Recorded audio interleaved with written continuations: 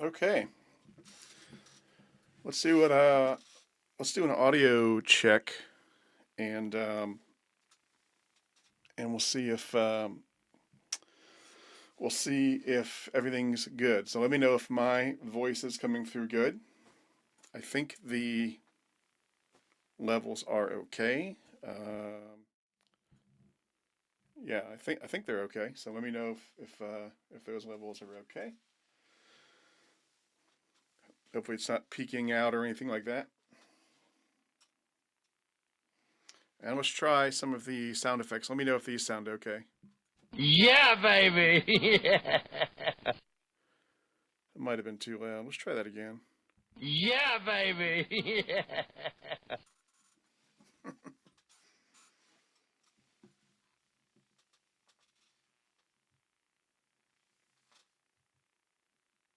Does the Austin Power sound good? Good level, not peaking out or anything?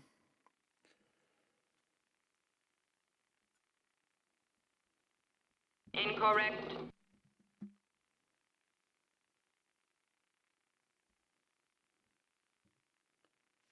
Yeah, baby.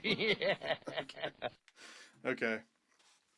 Now the camera's up here, so because I wanted to get a good view of the background and everything, but I might not be looking at the camera directly into the camera at all times because my screen is below it. So uh, what can you do?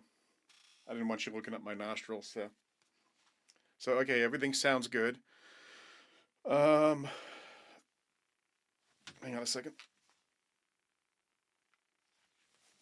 Okay, get that. Okay. So, audio's good. We'll wait a couple minutes for everybody to join. We got 240 people right now. Let's see if we can get to 300. Um,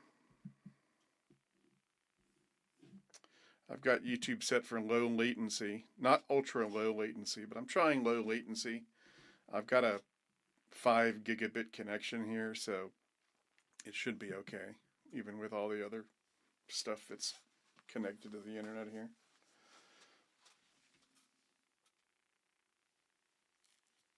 Yeah, I hate it when you have, I have Zoom, Teams meetings all the time in my job, and every now and then you'll get that person who has the camera down low and you're looking up their nostrils the whole time, and so I didn't want to have that. I didn't want to make you guys go through that. Put this around here. Maybe not. Okay. So let's see how many people we got. 257, creeping up there.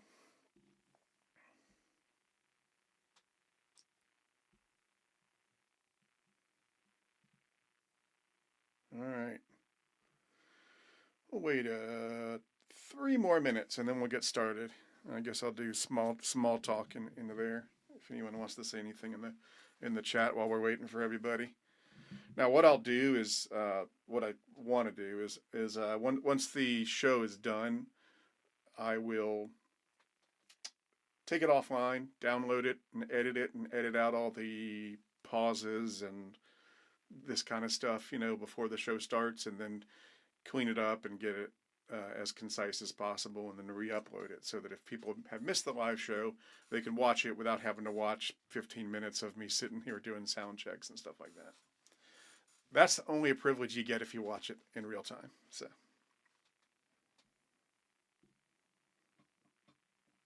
someone says, "What do you rate the Amtrak 46 I got?" I don't know what that means. You're gonna have to explain that to me.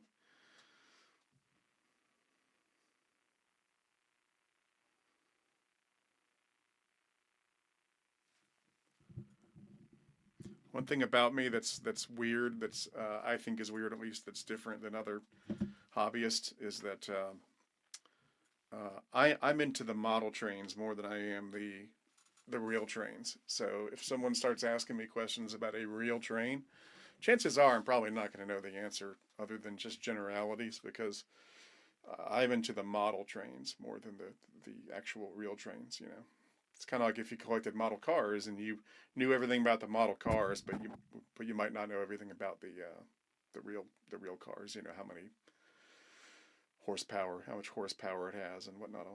You might know that, but you know what I mean. Okay, we're just past 300, so we'll go ahead and start. 203. So let me get my little agenda here. And we got several things I want to do today. So we're going to do, some announcements telling you what's going on with me right now and everything. We're going to also do some trivia with giveaways. I'm also going to be doing some Patreon-only giveaways. I've got a couple prizes that are just going to Patreon members, Patreon supporters, as a special thank you to them. And then we've got other stuff we're going to talk about, and then we'll take Q&A, and then we'll try to run a couple trains. I've got some extra cameras out there. I'll show you what I mean. So I've got Train Cam 1 and Train Cam 2 sitting out there on the layout, and we will hopefully, if the tech gods are generous to us, we'll be able to run a couple trains here and there. I can't promise I'll run the train you want. In fact, I probably won't, because there's like 600 engines here, and the chances of me picking the exact one you want are pretty slim, but hopefully you'll enjoy it anyway. Yeah, the chat is supposed to be showing up in the video window, but StreamYard has that function in there, but for whatever reason, it's not showing in there. Now, I don't know if that's a YouTube setting or something. Maybe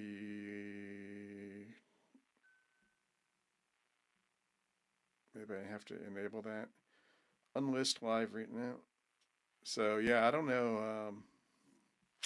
One of these days, I'm going to figure that out, because I would love to be able to show the chat in the live stream window.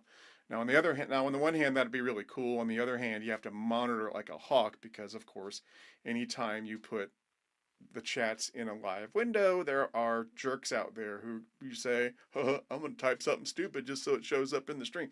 So then you got to have close moderation and filters and everything to make sure people aren't putting inappropriate stuff in there, which I do. I've got all that, but for whatever reason, it's not working. So, someone says turn up your volume. Is that something that everyone shares? Let me see if I can get the volume higher. Go a little higher. There we go. Let me know if that's okay. Someone says, sounds fine to me. Volume is perfect. Maybe turn your own volume up. I don't know. Let me check what my my wife is saying and stuff in the moderator. I don't see any comments about it sounding bad, so I think we're okay. They say that sounds good, so I'll not get into the red on the level meter, and we'll call it a day there. So anyway, so Happy New Year, everybody. It's 2026. Excited about the new year. 2025 was, of course, a crazy year. All sorts of, in generalities, I would say 2025 was a challenging year for most people. But on the other hand, and for me too, and for the train hobby with inflation and tariffs and everything. But on the other hand, I got married. So for me, 2025 was a good year, but it certainly had its challenges too, just like any other year probably. But hopefully 2026 will be better, and we will and everything will look up good. Now, one thing that is going to be better in 2026 is that Lionel is bringing out their new catalog in a couple weeks, and supposedly it's supposed to be back to the full format, the full catalog, and not these little releases they were doing during 2025. Now, the story I was told, not directly from Lionel, but from people who talk with Lionel and stuff. The story I was told was that they claim they were doing those little releases to see as a test to see if that worked better than doing the full catalogs. But I don't think that's it. I think it was purely tariff induced and trying to only do limited releases until they found out exactly what was going to go on with the tariffs and how they were going to adjust to it, how the manufacturing was going to change, moving manufacturing over to Vietnam. I think they moved. I think they moved more of their stuff over to Vietnam. I don't know that for a fact, but I think that. So I think it was tariff induced.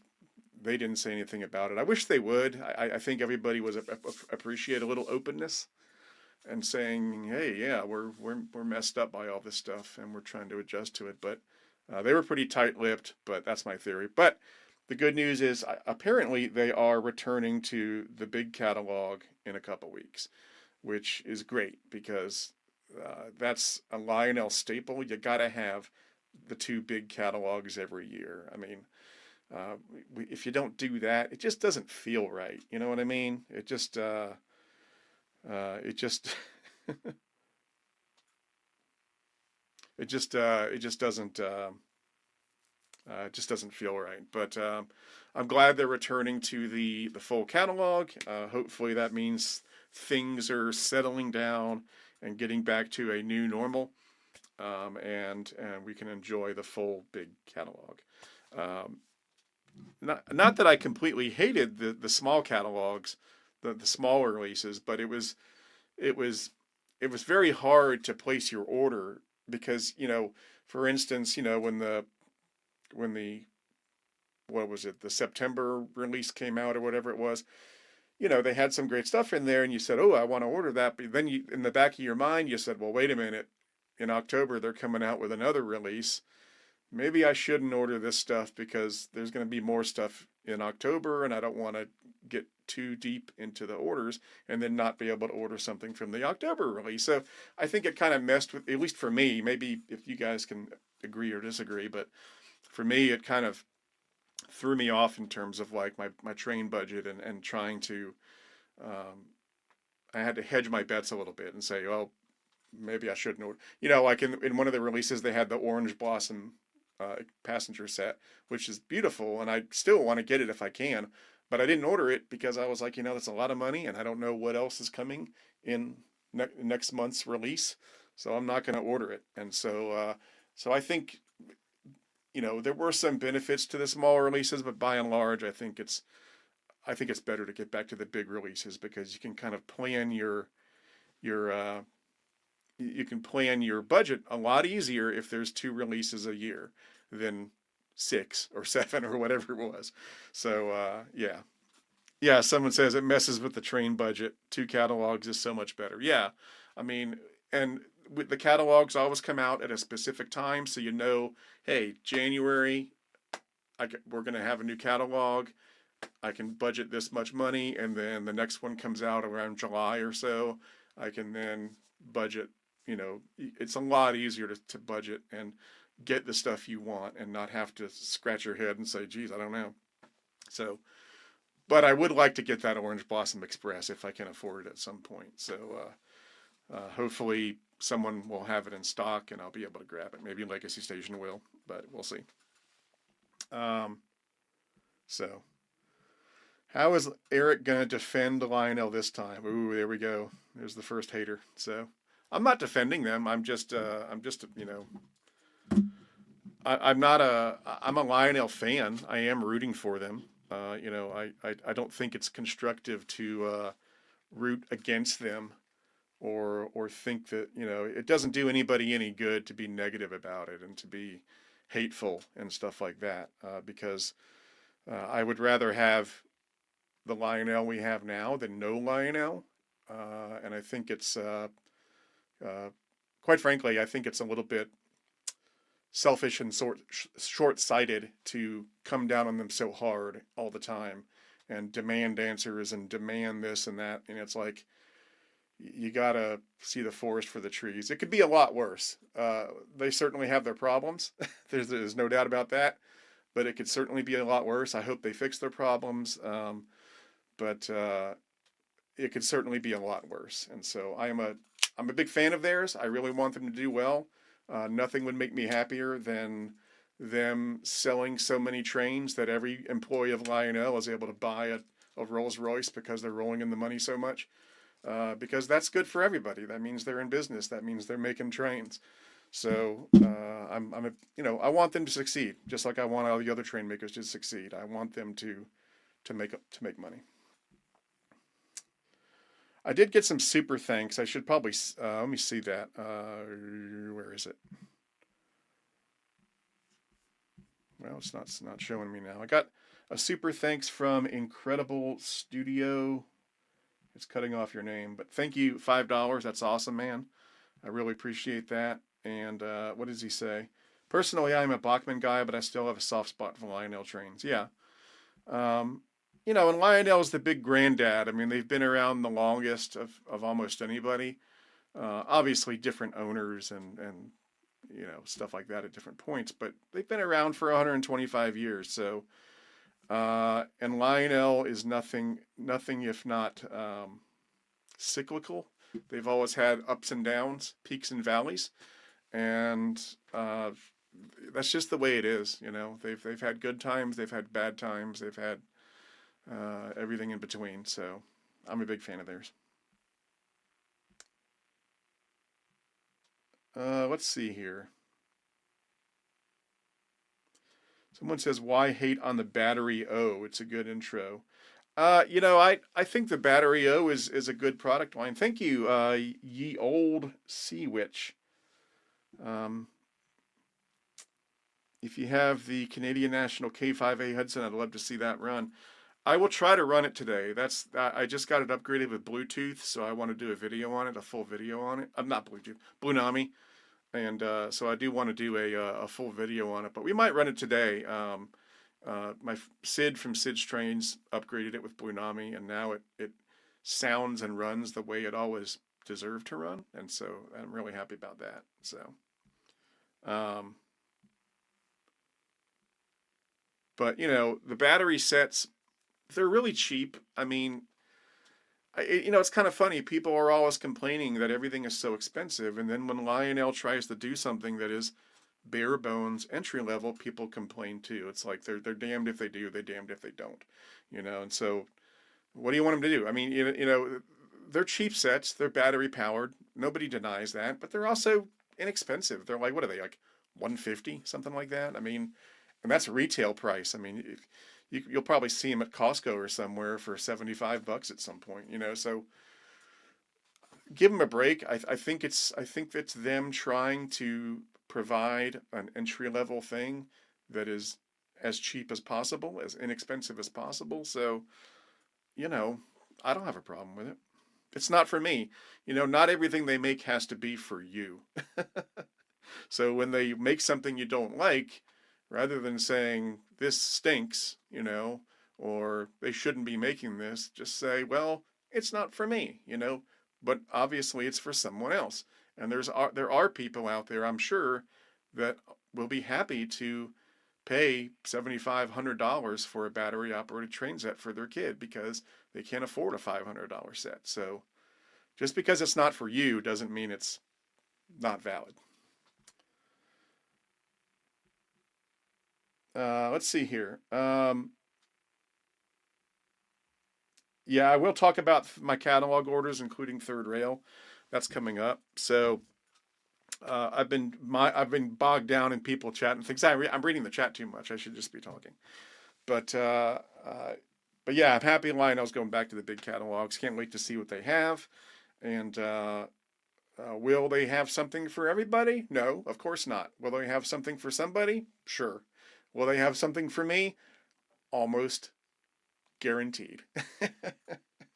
I would go so far as to say guaranteed, because you know me, I can't say no. Anyway, so the Lionel. Speaking of Lionel, the Lionel Lenny Awards. They gave the first annual, or I don't know if it's annual, but the first Lionel Lenny Awards, and I did win the best YouTube channel Lenny Award. So there's the little statue they give you. It's a nice little statue. It's some sort of composite plastic kind of thing, and it's got a nice weight. It's very nice, you know, and it was very touching and humbling to get that. And they also gave me a little certificate to hang on the wall with Lenny the Lion on there. So yeah, it was really cool, and that was great to win that. So thanks for everybody for voting for me, and also, you know, congrats to the other people that won their Lennys. There were 5 categories total. So I won best YouTube channel. Best train dealer was Legacy Station, which I don't mind. That's my favorite train store. Best train store layout was Mr. Muffin's. The best model railroad layout was the New Jersey High Railers, which I think they totally deserve that. And then the most inspiring hobbyist on social media was RBP. So yeah, congrats to everybody who won the Lenny Award. And that was kind of touching. I mean, it's cool to get a recognition from them, and it was fun talking to them, and so, you know, I'll cherish this forever.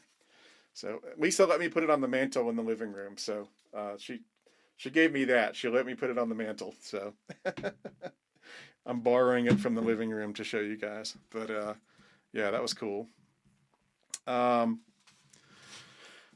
So we got that. We've got we got another super thanks. $20. Wow. Lionel logo tattoo is knocking on the door. Yeah, that's not going to happen. Yeah, that would take a lot. If I win the lottery and buy Lionel, I'll get a Lionel tattoo. How about that? We'll make that deal. I get a lottery ticket every week, so if in the event I ever win the jackpot and buy a Lionel, done. That's a deal. Thanks for the super thanks. Who was that? Dim. It cuts off your name. I wish it wouldn't do that. Dim lit hat, something or other. But thank you. That's awesome, man. So the custom runs that we've been doing. Let me show. So we've got one of them sitting on the layout right now. That's the newest Appalachian Western Vision Line Hudson. And I did a video for it a couple weeks ago. So if you haven't seen it, check it out. Really excited about that. And I'm really excited about the matching passenger cars that are coming in from Atlas probably at some point this year, 2026. So there'll be 4 passenger cars, and that's going to be really exciting. And then I think what we'll do is and then we'll do some add-on cars over time. So we'll do probably some Atlas add-on cars. We might do a Lionel Station Sounds car as well, just to get us some sound effects in there. So that should be a lot of fun. Now, everybody who everybody who bought one of the Vision Line, the Appalachian Western Vision Line Hudsons, if you bought one, you will be getting a special thank you from me in the mail, the real mail, not email, the real mail. I'll be sending you a personalized thank you postcard that should come in the next few weeks. We're in the process of printing them out, and I got to hand write 83 postcards. So it's going to take some time. Lisa said that when we're watching the Georgia game tonight, we can work on some of those and write a few of those. But it's going to be 83 handwritten postcards thanking you for spending your hard-earned money, a lot of hard-earned money, on that Vision Line Hudson. So look for that in the mail. Legacy Station was nice enough to give me an export of the addresses of everybody who ordered one. So we got the address labels all printed up, and we got the postcards, and we're just gonna start writing them and start sending those out. So look for yours in the mail sometime in the next few weeks, hopefully. Yeah, go Dogs. The Dogs are playing Ole Miss tonight.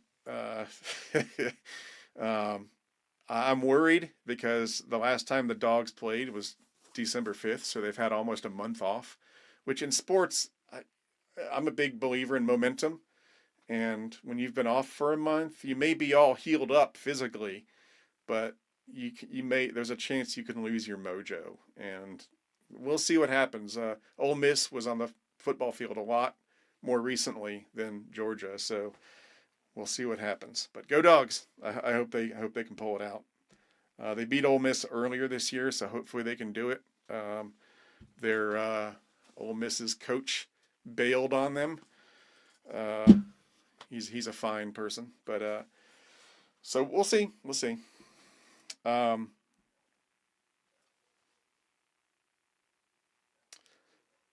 Someone keeps Amtrak. This Amtrak fan guy keeps on asking the Lionel Amtrak P42 DC 46 is the 50th anniversary celebration I have. What do you rate it? Is that I don't know. I got to think about that. Is that the one? Is that new? Did they just put that out? I don't know. I mean, it's a Lionel diesel. You know, it sounds good. I'm sure. What was that? Was that an old one? Is that one they just put out? Lionel Amtrak P42 DC 45. I don't know.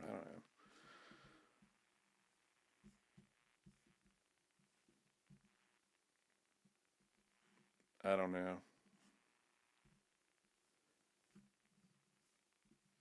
Popular train. I don't know. Someone send me the model number and I'll look it up. But off the top of my head, I don't know. I mean, I wasn't thinking about it. So yeah. Let's see here. Other announcements. Let's see. So yeah, the postcards are on the way. If you bought one of the Hudsons. Other custom runs. We had the Appalachian Western boxcars come in recently, and those look great. Those look like that. And they came in, and Lionel hit it out of the park. They look great. One of the things I really love about those Appalachian Western boxcars. Let me grab mine, and I'll show you what I like about it. Give me 1 second. It's right here.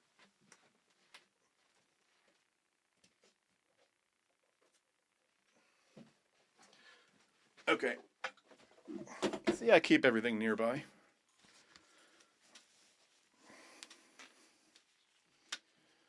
Okay, so that's the Appalachian Western 50-foot boxcar that Lionel just did, and it looks great.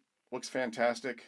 We sold, what was it, 115 of them, something like that? No, 200. We sold 215, something like that. It was a long day of signing boxes, but we got through it. But anyway, the thing I love about this, now I wasn't sure about it when we designed it and ran the custom run, but in the catalog it looked like it was the old Weaver 50-foot boxcar that Weaver Models used to make, and I was like, if that's it, I want to do it because I love those. Everyone knows I'm a big fan of Weaver and Crown Model products, and I've always loved the Weaver 50-foot boxcar. It's nothing super special. Just for some reason, I love them. I don't know why, but so that's what it is. That it is the ex-Weaver 50-foot boxcar, and you can tell that because there are no screws holding the bottom on. They're just tabs, and if you separate it, the bottom will come right off. There are no screws holding it together. So the only screws on this thing are holding the trucks to the body. Other than that, there are no screws. And they did add weights to it, to give it some good weight. But that just having something carrying that Weaver legacy is just, for me, a really special thing. And they look great on the inside. Now, if you got one of these, you may have noticed that when you got it out of the box, there was a styrofoam block in there with brown cardboard, with brown construction paper on either side. So when you open the door, you would just see the brown construction paper when you open both doors. So it was a little weird. I think they put that in there to protect them during shipping. So if you want to remove that, all you have to do is pop the bottom off and take it out and then pop the bottom back on. No big deal.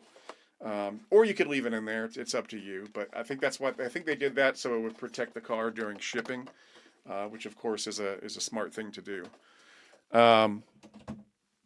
So that's the box car. Now we are the only other custom run that's out right now. We've got the passenger cars, and then we've got the 060, the little yard, the dockside switcher thing, the 060, the Lion Chief 060. That's going to be fantastic.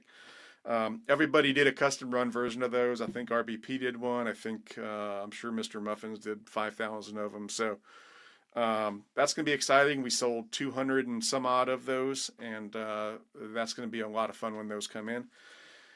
And we didn't do any custom runs from the stuff that was in the fall releases because I sort of wanted to take a little break just because people had paid for that expensive Hudson and we did an engine and stuff. So we took a little break, but when the new catalog comes out in a couple weeks, we'll probably do something. I'm kind of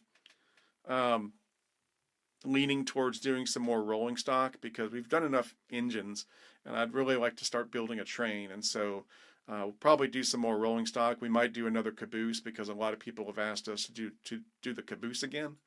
And so we might do a Caboose or another box car or something, but I'm kind of wanting to start building up a train of Appalachian and Western stuff, and not just locomotives. But of course, we'll have to see what comes when the catalog comes out. But we'll probably do something. But I'd like to do something affordable, relatively affordable, and maybe some rolling stock or something like that. I'll tell you what I'd really like to do is like a 3-pack of something, like a 3-pack of box cars or a 3-pack of tank cars. I think that would be really cool. Oh, we got another super thanks from someone said click on it, it'll show you the name, but it's not. I'm clicking on it, it ain't showing me anything. From Incredible, $5 from Incredible something or other. It doesn't tell me his name. Sorry. Let me click on this one. There we go. Incredible Studios 5609. So thank you for the $5 super thank you. He said love the little 060s, cheap but a very cheerful and reliable locomotive. Yeah, they're just a lot of fun. They got nice sounds. They got command control. I mean, what's not to like? And they're relatively affordable. Even now, in 2025, they're still relatively affordable. So, what's not to like? Got another super thanks, I think, from... it's kind of hard to keep up with these. Let's see here. I think I got a super thanks from the Great Railroad Production. So, thank you. That was great. We got Incredible Studios. I think he did 2 super thank yous. So thank you very much. And then we have the old Switch, and we have Dim Lit Hate Seller did the $20, and then Gizmo's Trains did $20. Thanks, Gizmo, man. That's awesome, man. I like your Instagram channel. And Incredible Studios. So yeah, Incredible Studios is doing a lot of the super thanking. So thank you very much for that. That's great, man. That's awesome. Thank you so much. So that's the custom runs. There's more coming. We're going to try to do something affordable. I kind of want to do some rolling stock, just to start to build up a train of Appalachian and Western stuff. I'd also like to do there's a couple motorized items, but I'm not going to talk about those. I don't want to give anything away. What's next on the list here? I think the last little announcement I had was, if you want to, I've had webcams on the layouts for a number of years. I had them on this channel for a long time. Then Google decided to end support for the cameras I was using, so then it was down for a while. Then I built my own streaming server with Lisa's help. She got me a Mac Mini all it does is stream the webcams. So now we have the webcams again. They've been up for a while. They have to get restarted every now and then because things stop. But if you want to see the webcams, they are at. I spun them off into a separate channel because I didn't like every time I had to restart them, it would send a notice out to every single one of my subscribers, and I was worried it would annoy people. So I spun it off into its own channel. So there's a dedicated channel just for the webcam. And the channel is on YouTube. It's AWX Railroad. So if you just search for AWX Railroad, you'll find that channel, and there's a live webcam. There are 4 cameras, and it cycles through them for 4 of the rooms. There's no camera in the hallway room for privacy reasons. That's my little privacy zone. But there's 4 cameras, 2 in the main room, 1 in the Colorado room, 1 in the Carolina room, and there's some little factoids about the layout, and so you can check that out. And it's at AWX Railroad. In fact, I'll hang on a second. I'll show you what I'm talking about. Where is it? Hopefully you can see that. Yeah, there it is. And if we click on live, there it is. There's no audio typically. I can turn on the audio, but usually it's off. But you can see the whole camera. You can see some of the train cams I have set up right now. You can see the mess that the layout is right now because I've been doing the Christmas bonanza, so there's just stuff everywhere. It's amazing it's not more messy than it is. But yeah, that's the AWRX Railroad webcam, and that's up 24/7. So if you want to subscribe to that, you can. Feel free to. And I'm going to remove that. There we go. But that's that. I think it's got like 500 subscribers now. But if you want to, feel free to subscribe. But it's nice to have a dedicated channel just for that. Now I've said this a million times when I've talked about the webcams for the layout. But the webcams, one of the reasons. Another reason I spun it off into its own channel is because I think a lot of times people misunderstand it, and they thought that, oh, it's webcams, it must be some sort of show, but it's not a show. It's just a live feed. So a lot of the time there's nothing going on. I'm not down there. There's nothing. Sometimes I'm down there sometimes I'm down there, but I'm not running trains. I'm just working on stuff. Sometimes I'm down there just watching TV. So it is not a guaranteed show. It is just a live feed. It's like looking in the window, basically. If I had a big window in the layout and you could peer in and see what was going on, that's what it is. So there you have that. All right, so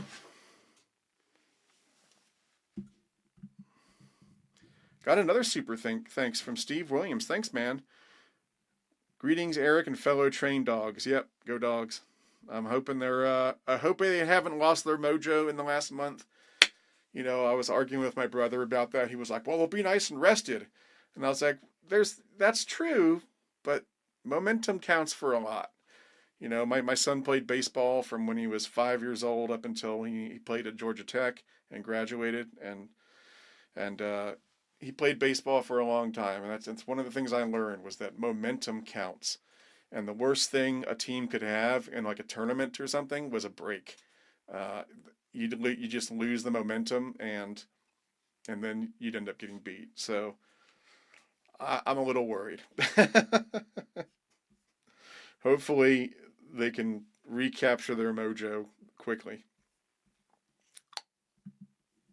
I'm sure. Now I'm talking football now, so you can tell me to stop. But I'm sure they'll probably give us a heart attack because of the way that Kirby Smart coaches. He's very much a Alabama style coach because he came from Alabama. He learned from Nick Saban, and he God, my neck hurts. Hang on. Oh, okay.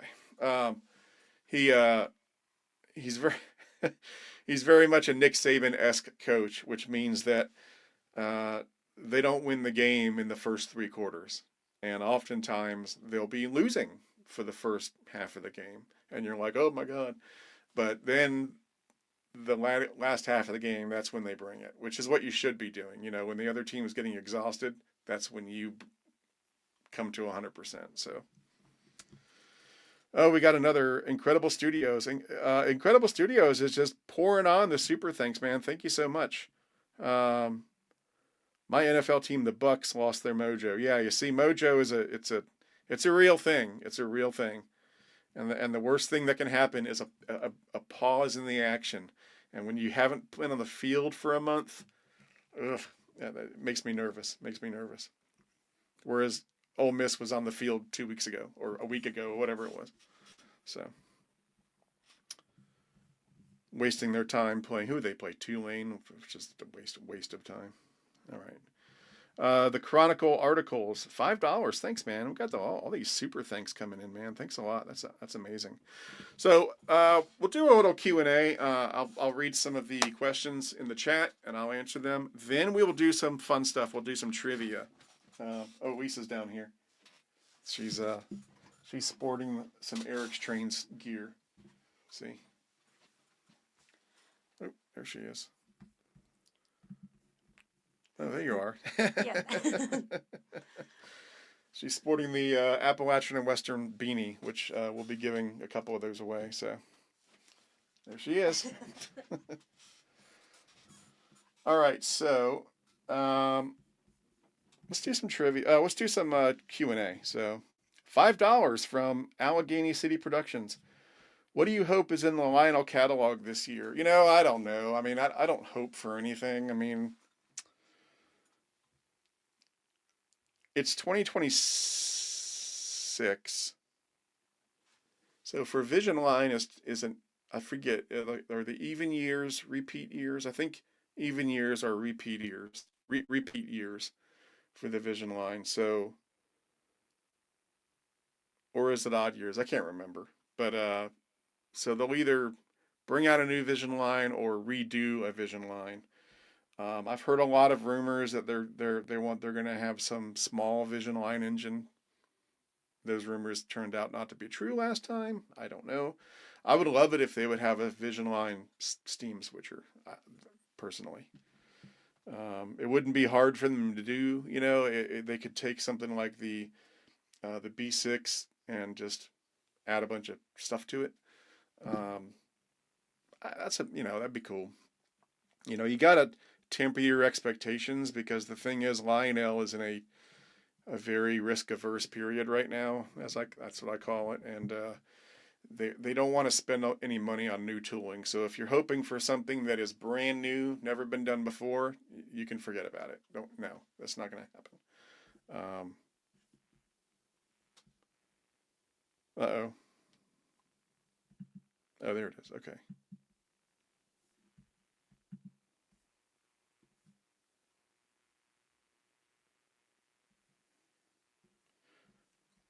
Okay, we had a little glitch there. Let me know if I'm still on.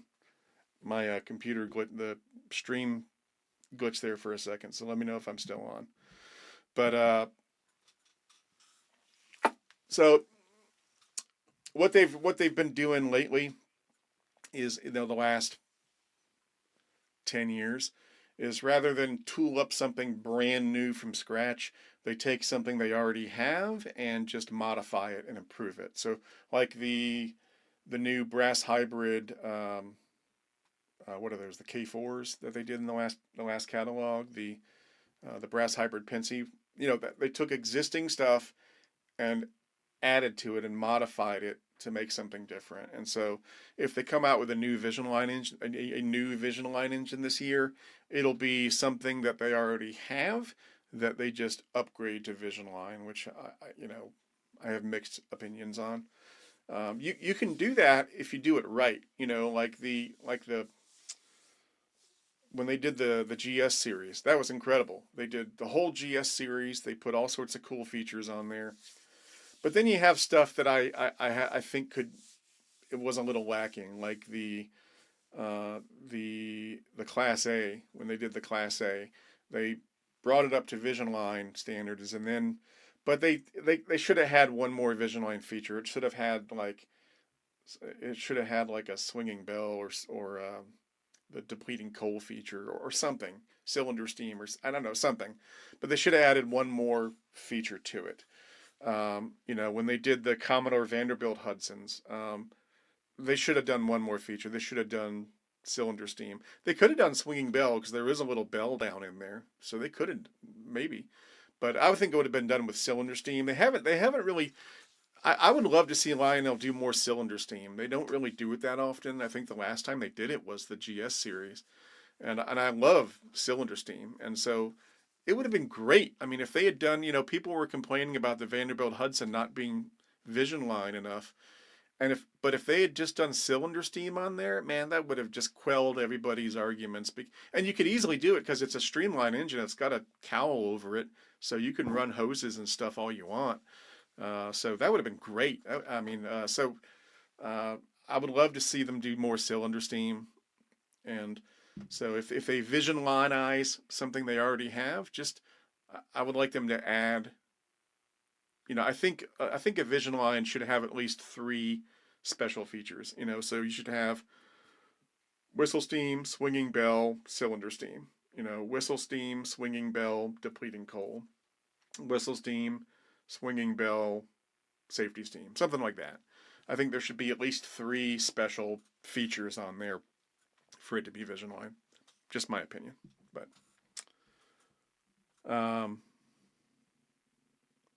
do you have a favorite Vision Line effect? I have some favorites and I have some least favorites.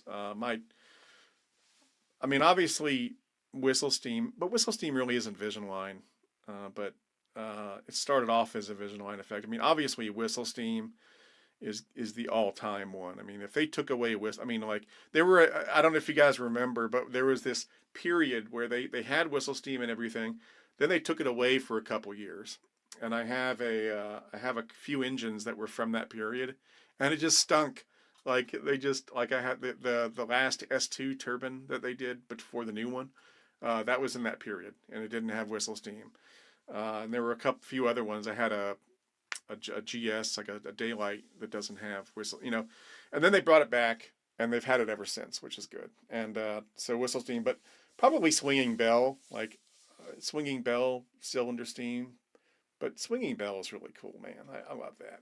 It's just such a cool thing, But I like them all. Swinging bell is great. Cylinder steam. I love the water scoop effect. That's why I got, when we did the Appalachian and Western Custom Run Vision Line Hudson, I got the PT tender because I was like, I got to get the water scoop effect on there because that's really cool. I think I saw a super thank you back there. Yeah. Incredible Studios again, $10. Man, this Incredible Studios is he's going to town, man. Thank you so much. What is your favorite caboose to run? Gosh, I don't know. I don't know.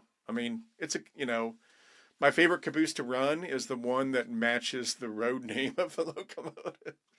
It bugs me when I have a locomotive, a road name, and I don't have a caboose to go with it, an exact match. So I've got a Texas and Pacific mountain that I'm going to be doing a video on, but I don't have a Texas and Pacific caboose. When I ran the Weaver 280, the LNN 280, in one of the Bonanza videos. I don't have an L&N caboose.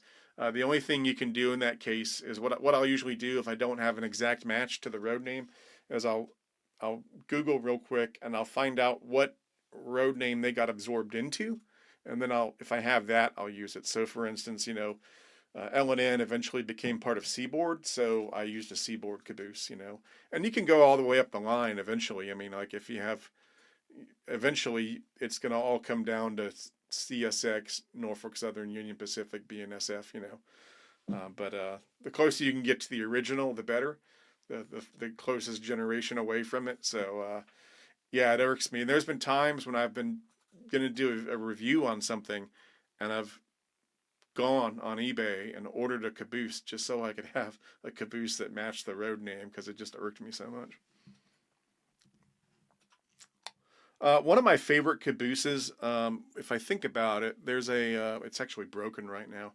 I have a chassis system Caboose that was done by Lionel in like 2020 or something like that. That's really nice. Unfortunately, it was one of the early Vietnam made trains, and then so it got zinc rot, and so one of the trucks got zinc rot, so I replaced it. The other one hadn't gotten it yet. It looked like it was gonna get it, but it wasn't bad yet, and so I kept it on. And then a couple months ago, that truck finally crumbled, and I've got a replacement truck, but I haven't put it on yet, so it's in the workshop right now. That first year or so when they were in Vietnam, there was a rash of zinc rot. That tends to happen with zinc rot. It tends to happen when you switch factories, because making die-cast metal is an exact process. You have to get the mixture just right, and if you don't, you get zinc rot. And the trouble is, you don't know that you have zinc rot for 5-10 years. And so it's a really insidious thing, but usually it follows a move in manufacturing. So when you move, in China, they know how to do the die-cast metal right, but when you move to Vietnam, they have to learn to do it right. And so that first year or two of stuff coming out of Vietnam, not all of it, but some of it succumbed to zinc rot.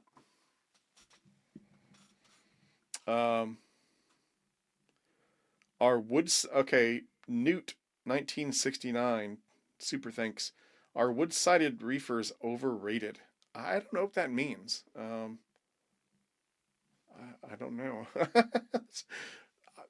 They're not overrated. They're rated. I like wood-side reefers. I love one of my favorite things in the whole world are the Weaver Crown model wood-sided reefers that they used to make. Every now and then I go on eBay and I'll go through a wave and buy 3 or 4 more. I must have probably 70 or 80 Weaver wood-sided reefers. They're just so great. They're great. They're not expensive. Well, some of them are, but they're usually not expensive, and they have great paint jobs. So that's another subject.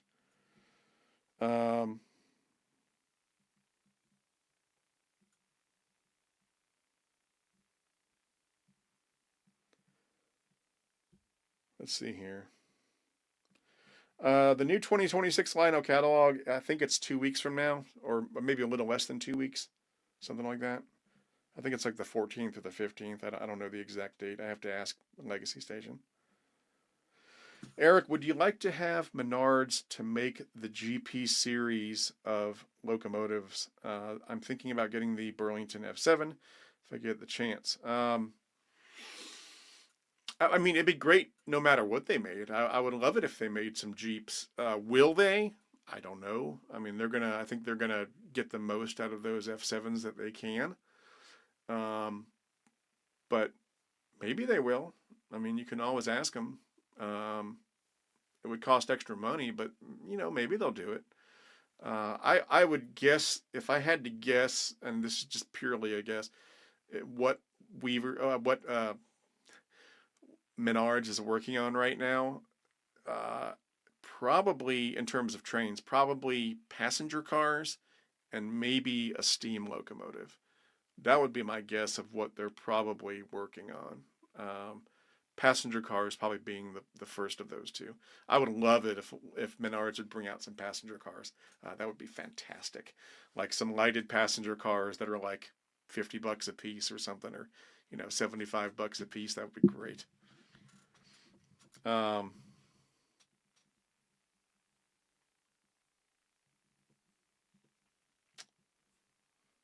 I think they'll probably do the passenger cars before anything else, because they've already got the F7s, and if you build passenger cars, you can have a whole new slew of sets that you can sell with the F7s. So that's probably going to give them the most bang for their buck, is to bring out passenger cars, and then that opens up a whole new landscape of passenger sets that you can now do with those same F7s. So from a business point of view, that's probably the smartest thing to do, and that's probably what they will do.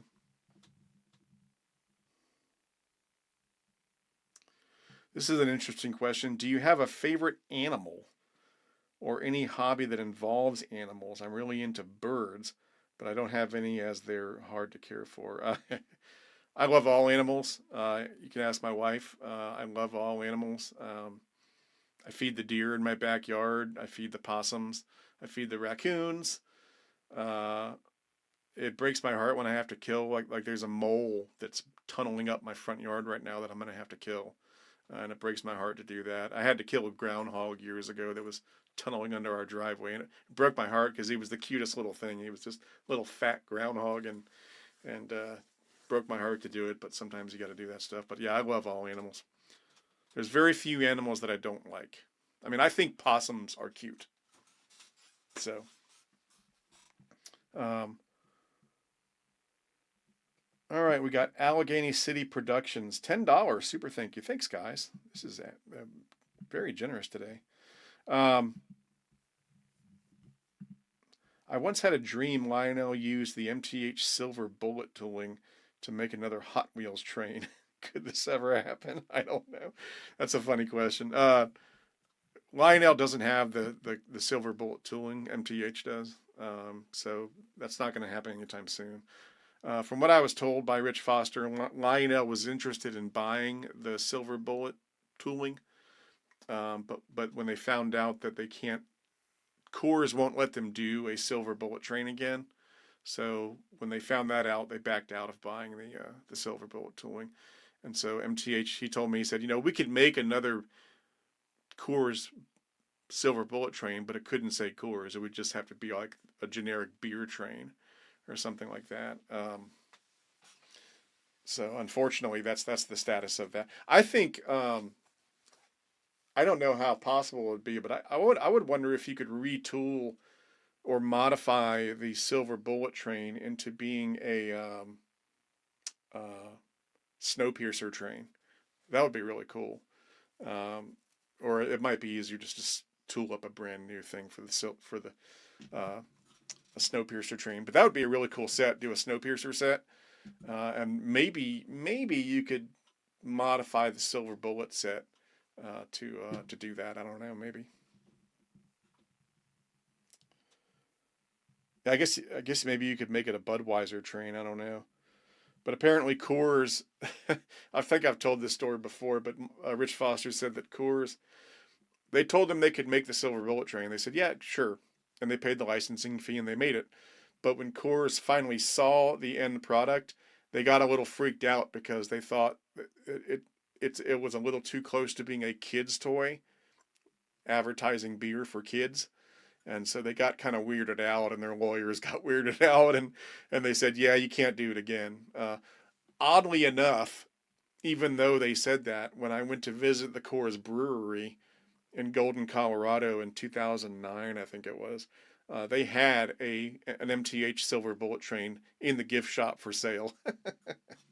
They also had some Atlas Coors wood-sided reefers that I bought. I still have those, but they had the silver bullet train as well. $20 from Anthony. Let's see if Anthony Spiratio. Is that how you say that? He's been a fan for a long time. Anthony Spiratio. But he says, Happy New Year, long time channel subscriber. Yeah, Anthony's been a fan for a long time. He's a Patreon supporter. Correct me if I'm wrong, but I think you started this channel about 20 years ago. Are you going to do anything special? Yeah, I started it in 2006, technically. So technically, it's the 20th anniversary. I've thought about doing something, but I'm not sure what. I got a whole year to figure it out.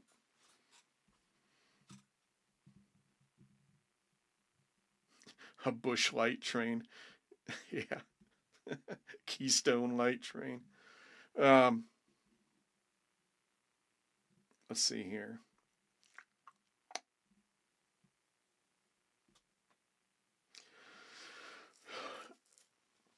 So, Evan Gaines 2303 says, any trains you're looking forward to this year? Yeah, there's a lot of trains. Immediately, there's something I have to pay for the third rail Santa Fe passenger cars soon. That's going to hurt. But those are going to be really, really beautiful. I also would like to add, I got the gold Commodore Vanderbilt Hudson. Then I got the red one with the passenger cars. So the only one I don't have is the blue. And so now I'm thinking about getting the blue. And so I've actually got that on hold with someone that can give me a good price on it. And that is imminent at some point. I got to pay for the third rail cars first, but that blue Commodore Vanderbilt and the blue passenger cars, those are next. Other things, the Lionel Santa Fe superset. I guess that'll probably come out later this year. That's going to be really cool, expensive but really cool. And I don't know if the third rail Acela is supposed to come out. I think it's supposed to come out at the end of this year, supposedly. That's going to be really cool. Really expensive, but really cool. I did order one of the third rail Acelas, and I got the whole thing because you kind of have to, and it's like $5,000. But I did order the new Acela from third rail with Blunami on board. That's going to be great.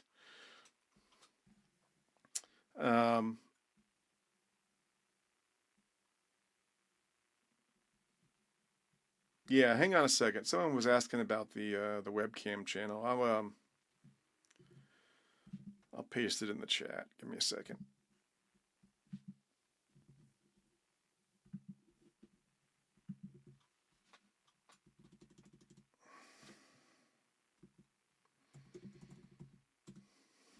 There you go. That should work. There you go. We had another super chat question back here. Let me see if I can find it. From Incredible Studios again.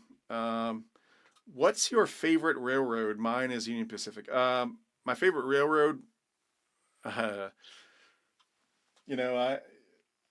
got examples of all sorts of railroads. I don't know if I have. Well, probably if I wanted to talk, probably my go-to favorite is probably Santa Fe. That's probably. I got a whole wall of nothing but Santa Fe coming down the stairs, so probably Santa Fe. Earlier in the hobby, like way earlier, is probably Union Pacific, and then it morphed into Santa Fe. So probably Santa Fe overall. That doesn't mean I don't like other ones.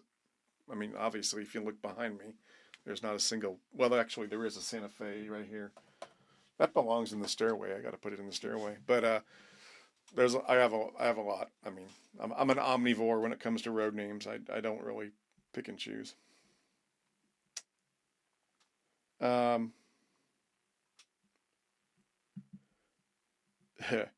What European engines from MTH are you looking for? The only one I'm really looking for is the BR44 or whatever it is. That's the only one I don't have. That and the oh gosh, the Taurus, the Aletheia with the pantographs, the Taurus. Len's over in Europe has the BR44 tooling, and they're making I think a BR50 from it that I saw, and so it's possible to get that locomotive now, but it's not being made by MTH anymore. So, you said that you're thinking about expanding your house in the train room. Yeah, I'll elaborate that on. I did say I would elaborate on that. So there's a chance, and again, this is all just speculative. There's nothing concrete. But my mom is getting pretty old. She's 86. She did live with her brother, but he passed away last year, and so now she's living by herself, which I don't like. And so there's a chance. I'm trying to get her to move in with us so she can live here, but we don't have room for her, obviously. So what we would have to do is expand the house to add a bedroom on the main floor for her. And so if we do that, obviously that would expand the basement as well and make the basement a lot larger. And if that happens, what I'll do is I'll tear down almost most or all of the layout in the main room to make way for the construction. Obviously, you have to. And then when the basement is finished, expanded, then I'll rebuild it. And I'll probably and I'm excited about that because the main room especially has a lot of mistakes that I made early on that I learned from that I would do differently now, stuff I would do differently. So it's it's it'll be fun. It'll be a lot of fun to rebuild it and make it a lot better than it is now because it's okay, but it's just got a lot of idiosyncrasies that I don't like and that have come back to bite me over the years. And it would be great to redo it and make it better and fix a lot of those mistakes that I made early on. Which that's what happens when you build a layout. I mean, you just learn. And when you build another one, you build on the lessons you learned from the first one. And so there's a lot of stuff I learned, and there's a lot of stuff I said, yeah, I won't do it that way again. And so so that's what I would do. So that's the tentative plan, but there's nothing concrete happening right now. There's nothing. If anything starts to happen, the wheels will start to be in motion. Maybe being later this year, maybe this spring into the summer, maybe some planning. Obviously, it's a very long, drawn out thing because we have to expand the house, which takes a long time, probably at least a year of contractor work to expand the house.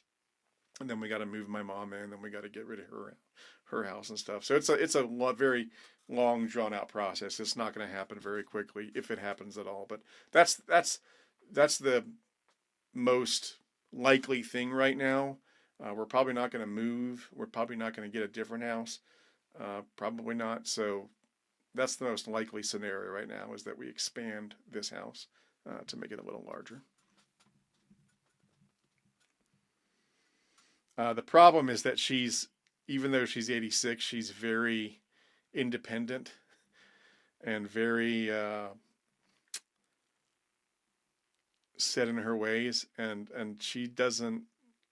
I know that she doesn't like the idea of selling her house and moving out of her house and moving in with me. It's not that she doesn't like me or anything. It's just that she's very independent and very attached to that house she lives in, and it's like, but I'm like, well, we got to do it at some point, and I'd rather do it while you're still got all your marbles and not after something bad happens, so. But I don't like the idea of her living by herself because she's 86, She's in great shape for her age. I mean, there's nothing immediately wrong with her other than being old, but like she's 86, and at that age, you're at that age where any day something could happen,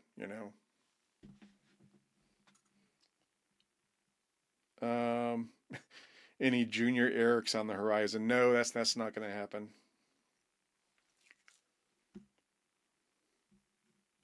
If I'd met Lisa 10 years ago, yeah, that would have happened, but not going to happen now. I turned 50 in a week, so I don't want to be in my late 60s dealing with a teenager. So let's see here. Can't believe I'm turning 50.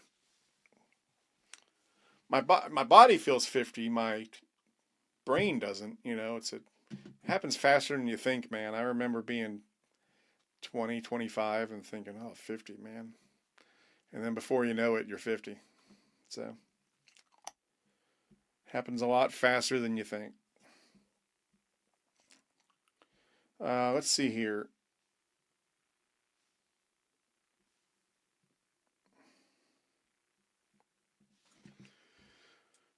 All right, so let's do some trivia. We'll give away some stuff. I got some stuff to give away, so this will be fun. All right, so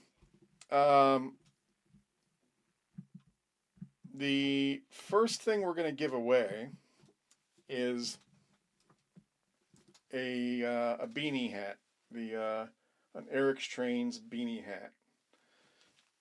Let me get the thing so I can see. There we go. Okay, so Eric Strain's beanie hat. This is there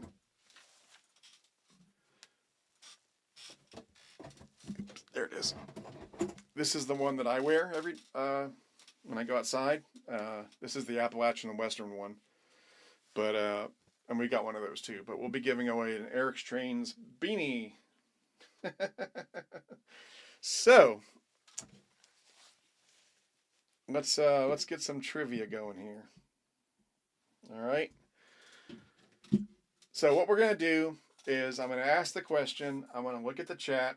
The first person that I see with the right answer, they win the prize. Okay. Now, don't take it too seriously. It's just a prize. It's just a beanie. It's not the lottery. If you don't win, it's not the end of the world. We're just having fun here. So let me see here. I got some questions. Now, if you win, what I'll have you do is email me at eric@ericstrains.com. Email me a screenshot of your YouTube profile. No personal, no super personal information. Just a screenshot of your profile and then your name and your mailing address, and so we can send you the hat. So for the Eric Strains beanie, here's the first question. Some of these questions are about my channel. Some of them are just random train questions. Okay, so here we go. Some years ago, in 2019, to be specific, there was a train set made. It wasn't a Eric Strains train. It was a train set that was made that had my voice in the announcements on the train. What set was that, and who was it made by? There's a video about it on my channel.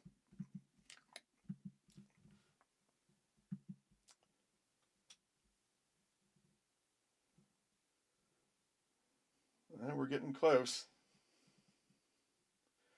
Okay, so we got a bunch of them. Okay, I'm going to give this one to the first one with the complete correct answer was Toby Passman. Toby, do you already have a beanie? I hope not, because Toby's won some stuff before. But Toby says Lionel Corporate Template Crescent Limited by MTH, and that is the complete correct answer. There were some people saying standard gauge set, MTH set, but Toby Passman was the first one with the complete correct answer. Toby, do you have a beanie, Toby? If you do, I'll send you something else, but let me know if you. But anyway, Toby, if you want to email me, and I will we'll send you out one of these beanies. Okay, we'll do. Now we're gonna do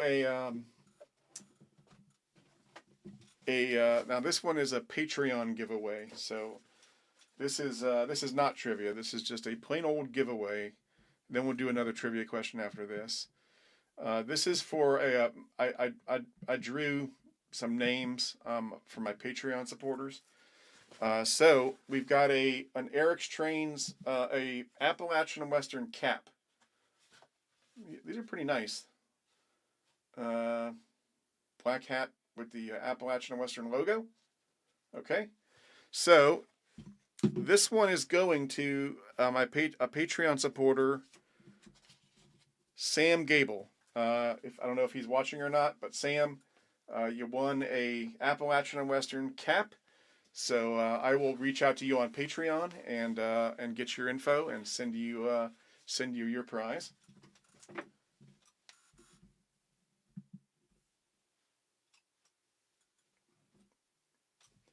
Sam usually joins our Zoom chats. I've met him before, but so he got a cap. Let's see here. What else do we have? Okay, now we have we're gonna do an Appalachian and Western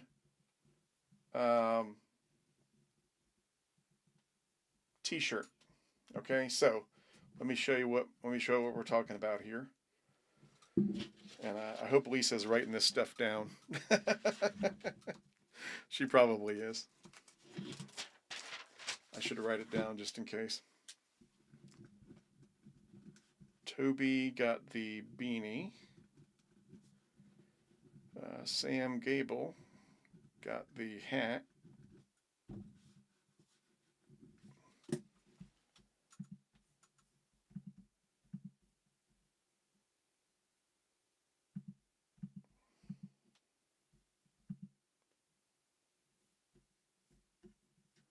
Lisa, are you writing this down? You can text me. She's upstairs. Oh, Lisa's telling me to warn you guys about scams. Yeah, let me do that real quick before we do the next trivia question. So, there are always scams on YouTube and other places. I do a pretty good job of filtering them out, but I can't guarantee they won't get in there. If you ever get a message from somebody on YouTube saying you've won something from Eric's Trains, text me your info, or text me at this number. It's a scam. Don't do it. We had someone lose $100, I think, because of that. They will message you and say, "Hey, you've won this Eric's Trains engine. You won this Vision Line Hudson. Just text us at this number," and then you text them, and they'll say, "All you have to do is pay the shipping. It's $100 for the shipping." And then you give them $100. They disappear. You don't get the train. They get $100. So, if it looks too good to be true, it usually is. If you win something, it should be free. You shouldn't have to pay for anything if you win something. Like when you win a beanie, you're not paying for shipping. I am. So just be aware of that. There's always these scams on YouTube. Anyway, so we're gonna do a T-shirt. So let me share screen.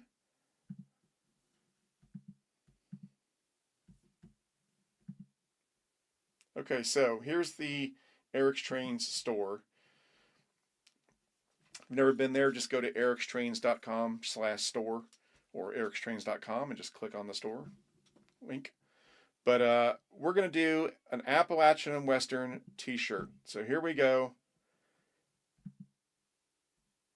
All different colors. We'll do a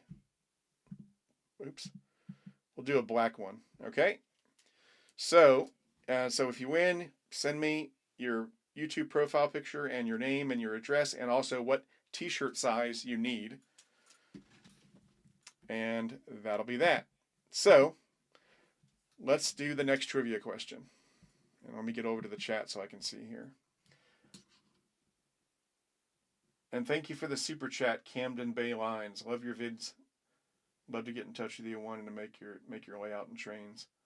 The game would love your input. Okay, cool.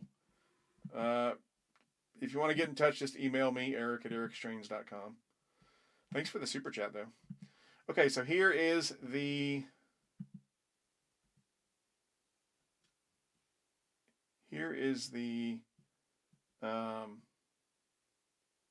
trivia question.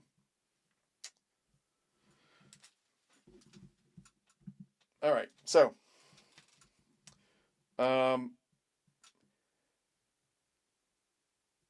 okay, this should be an easy one. The first steam locomotive in the world was built in Britain, according to the internet. But according to the internet, what is widely accepted as the first American-built steam locomotive? For the T-shirt.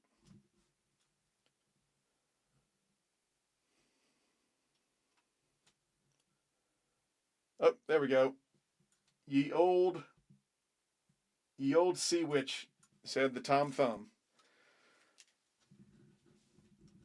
Ye old sea witch.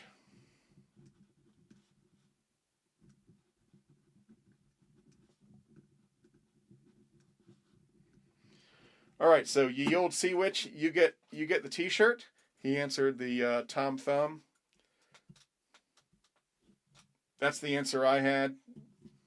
I don't think the John Bull was the first, the very first. It was the, according to the internet, it says Tom Thumb. So, and again, if you didn't win, don't worry. It's just a t-shirt.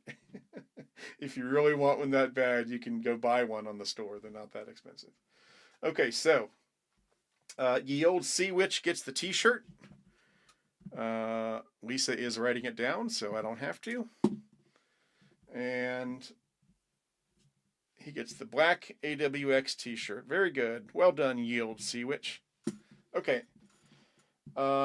Next trivia question. This one is for...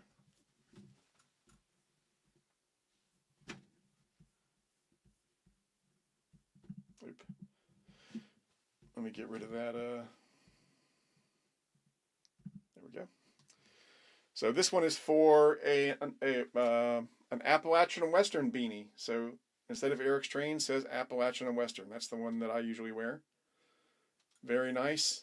These are really nice material. I wear it every time when it's cold. When I go out, I usually wear it every day when I take our dog outside. I'll put this on when it's cold, like it is now.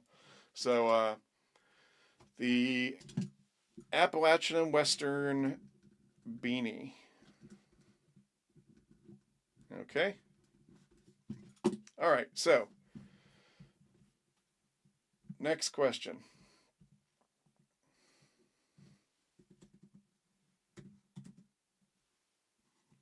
Okay, this is another channel question. Okay, in what year, this is for the beanie, the AWRX beanie. In what year did we do the first Eric's Trains custom run Appalachian and Western train item? It was an engine. What year did we do that in? It was the ES44. Okay, we got a correct answer. Stosh. Stosh, you've already got a beanie, don't you?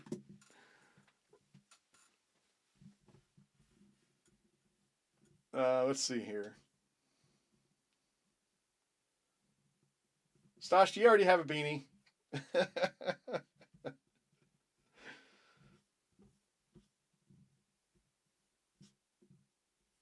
All right, let's see here. Oh, ad pop-ups as he starts the questions. Oh, no. That sucks. I'm sorry. Okay. All right.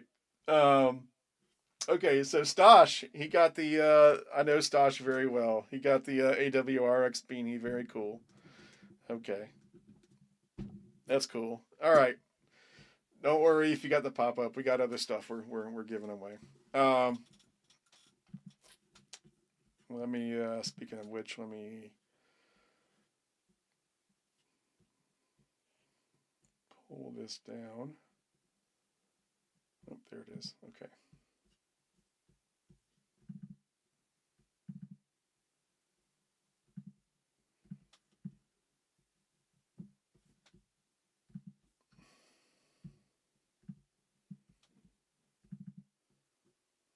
Good enough. Okay. Let me add this. Give me a second. I'm adding some stuff.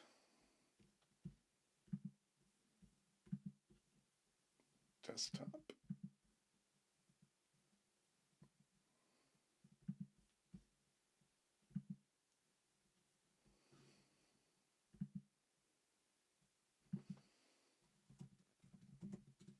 Okay.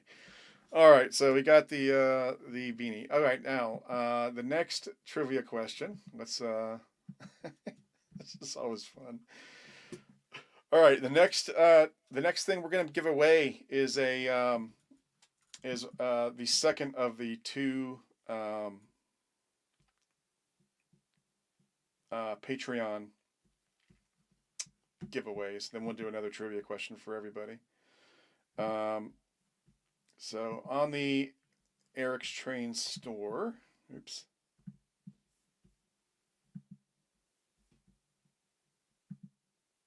Okay. I'll pull that up in a second. So we've got we're going to give another T-shirt away to a Patreon person.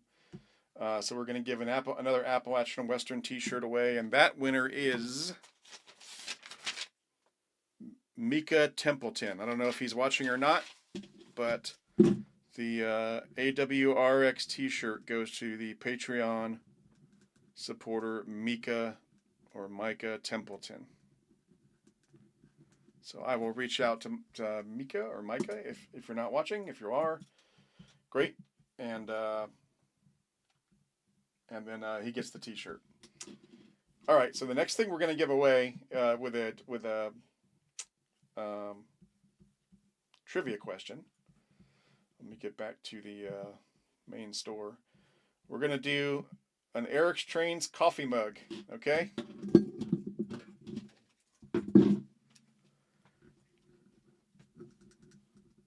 So let me write this down. So we're going to do an Eric's Trains coffee mug. $15 value. Yeah. So let me get the trivia, and the next person to get this gets the coffee mug. All right. So let's pull up the old trivia here. All right. This should be an easy one. Okay. So we all know about the Union Pacific Big Boy locomotive. However, the name Big Boy was a nickname for the engines that was given by an Alco worker. What was the original name of the Big Boy supposed to be? What was the name of the class going to be? Oh, got a winner. That was quick. James B7567. James B7567. Okay, you got the coffee cup. So, James, just like everybody else who won, send me an email, eric@ericstrains.com, with a little screenshot of your profile just to show it's you, and send me your name and mailing address, and I will get that sent out to you. Now, a lot of these are being sent from my online store, and it can take a little while for them to arrive. So if you did win something, don't expect it to arrive tomorrow. It'll probably arrive within 2 to 3 weeks, something like that. I'll say 2 to 3 weeks to be safe. Might be faster, but it's not. They're not the fastest shipping in the world, but it will get to you. Ooh. Okay, so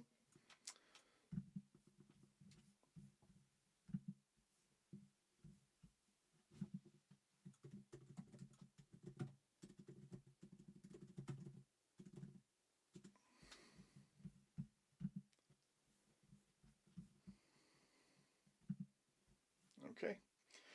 This chat thing never worked. I'm gonna ask them about that. I'm just gonna remove that because it never worked anyway.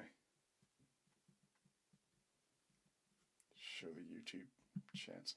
Sure. Yeah, it never worked. Okay. All right, we'll do a couple more. We'll do one more trivia question, and then we'll run a train. How about that? So,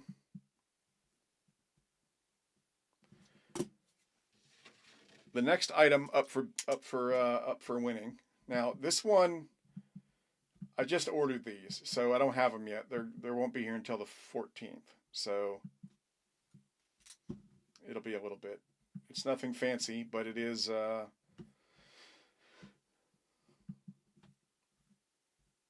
might do a couple of these. Let's do. Let me add this. So, an Eric's Trains pin in all its glory. All right. So a ballpoint pen, an Eric's Trains ballpoint pen could be yours. I know it's what you've been dreaming about for years. Is an Eric's Trains ballpoint pen. Okay. So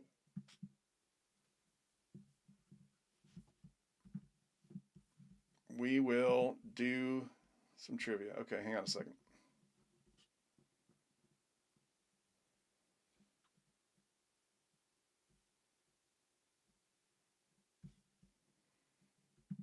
Oop. Give me a second. I lost my trivia file.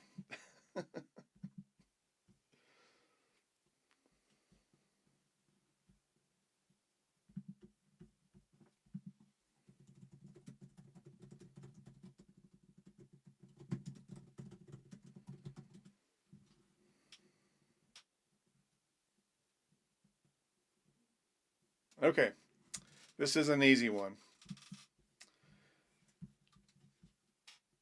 For the pen,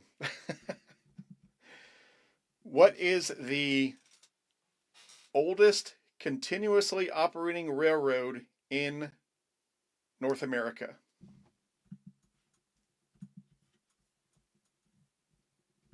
The oldest continuously operating. Oh, we got a winner. There we go. Oh gosh, that's going by fast.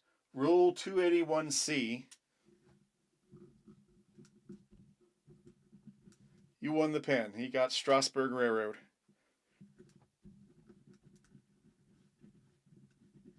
Okay, so Rule 281C, you won the pen. Congratulations. Oh, where did that go?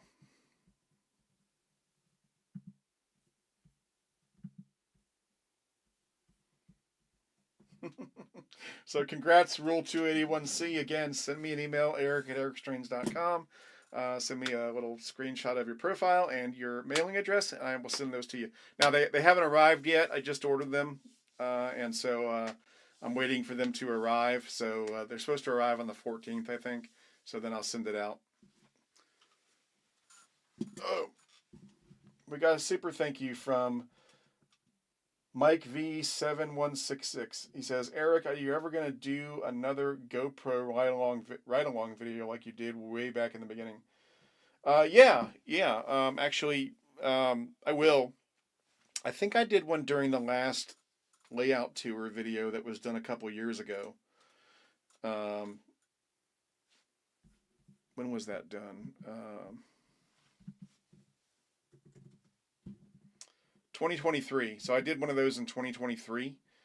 But yeah, I'll do it again. I'm working on getting a new action camera because so as soon as I get that, I will probably do another one of those, a tour around the layout with the video camera.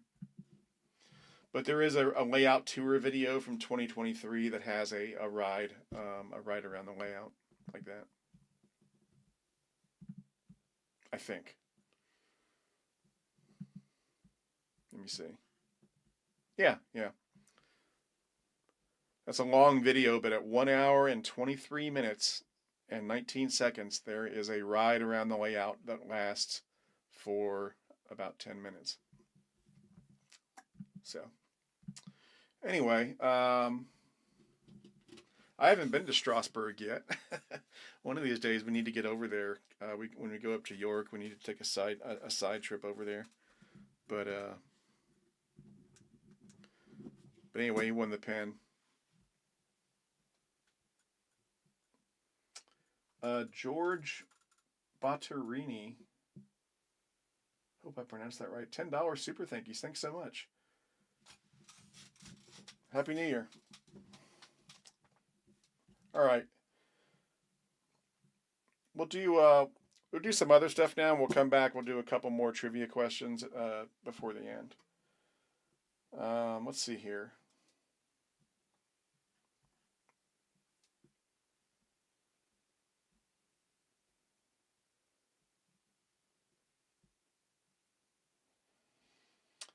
So if you have a question, you can ask it now, and then I'm gonna try to run these trains for you. We'll see if it works out. I am working on a system, a better system for running trains during live show, but it's not done yet. So let's add this. So what you're looking at, this is the new Florida East Coast Autorack set.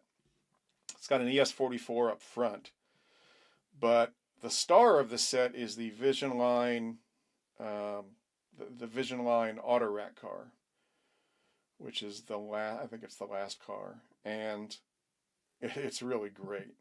So I'm going to show you that. I'm filming a video for it too, but I'll show you that. It's very cool car.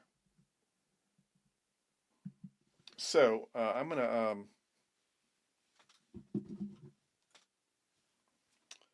go mobile here.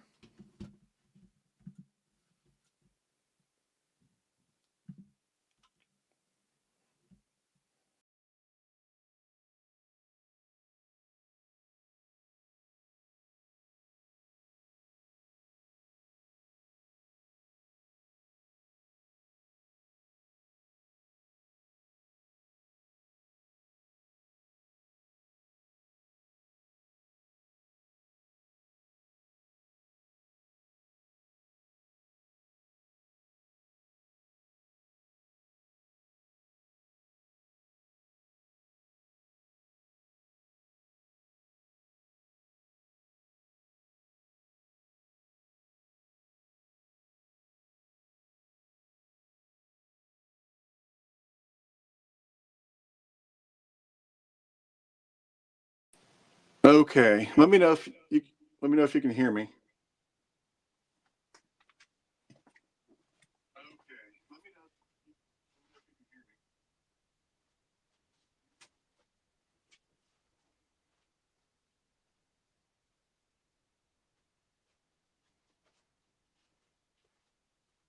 Okay.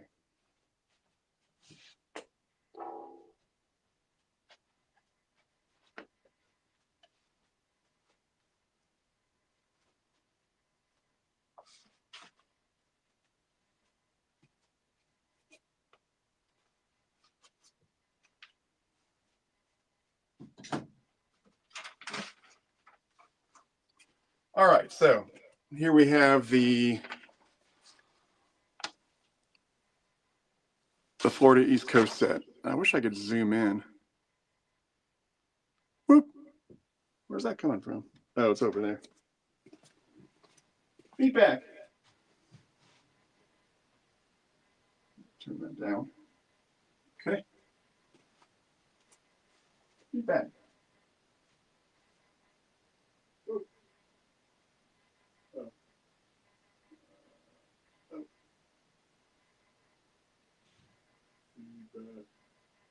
Feedback. Feedback. Oh.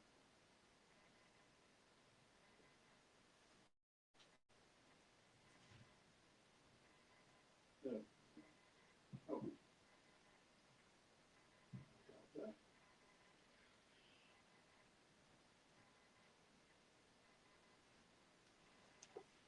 All right. Where is that coming from? Feedback. Feedback.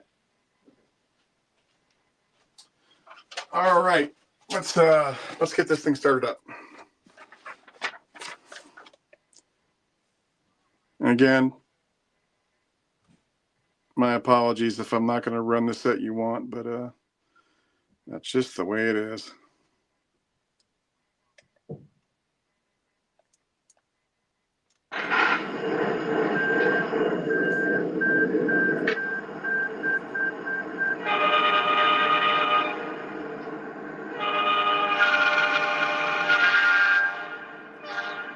Okay, so I'm going to show you the Vision Line Autorack car here.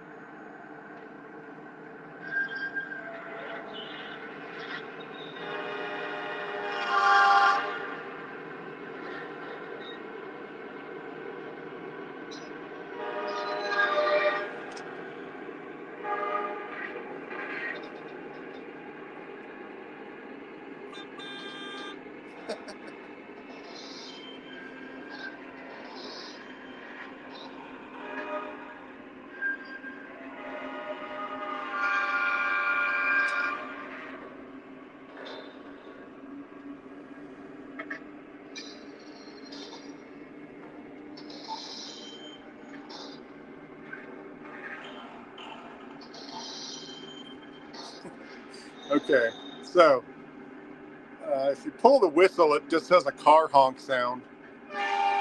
Oops, not that one. And it has unloading and loading sounds, I think. Top level first, please. Is that top level empty? Yeah, it's empty. All right, drop the bridge plate and get to lower level 2. We got it all, boss. Okay, let's start wrapping it up.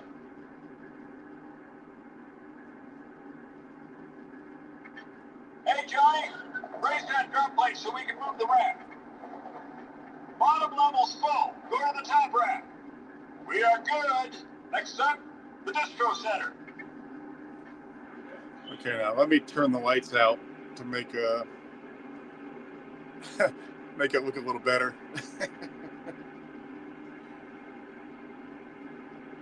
Okay, so hey, Texas Steam Fan EV90J, thank you. All aboard. There's also a super thanks from Adam DAJ for $5. Thank you. And Cedar Farms 2120. He asked if I had a favorite engine. I don't. I like them all. Okay, so let's let me show you what this thing will do. It has this sequence where all of the car alarms go off inside the car. It's really cool.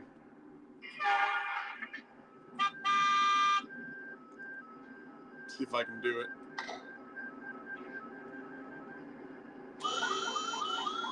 Wow, I really hate to see any of these cars get damaged.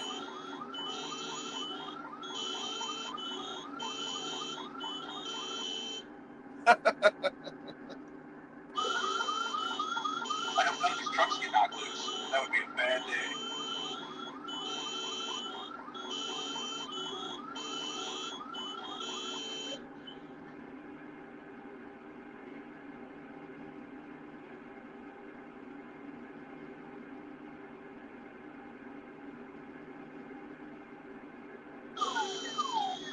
What the? I said pull out the slack, not rip it out.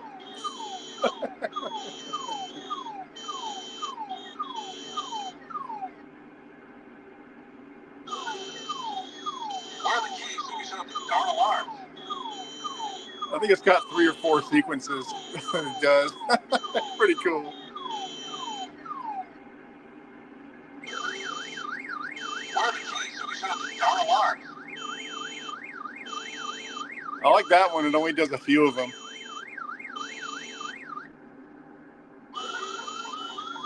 Wow, I really hate to see any of these cars get damaged. Yeah, now we're back to where we started.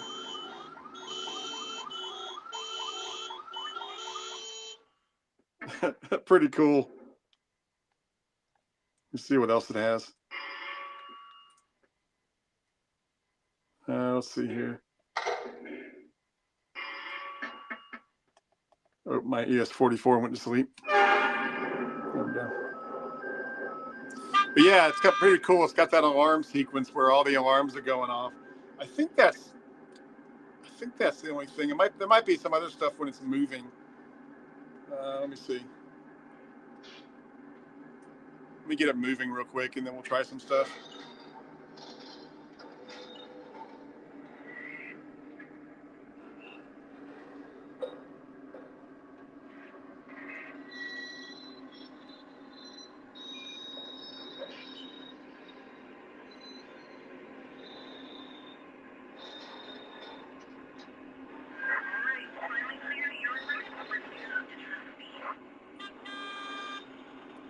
Let's see what happens.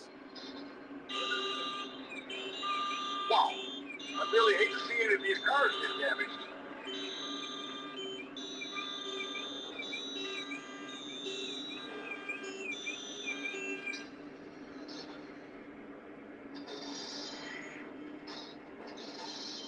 I think that might be it.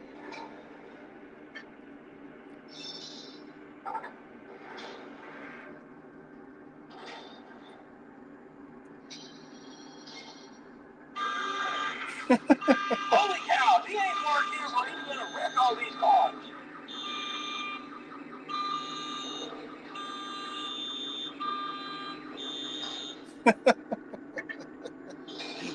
Anyway, so yeah, that's to me that's the highlight of the set. But I think it's a pretty cool Vision Line car. I think it's the most Vision Line thing that Lionel did this year.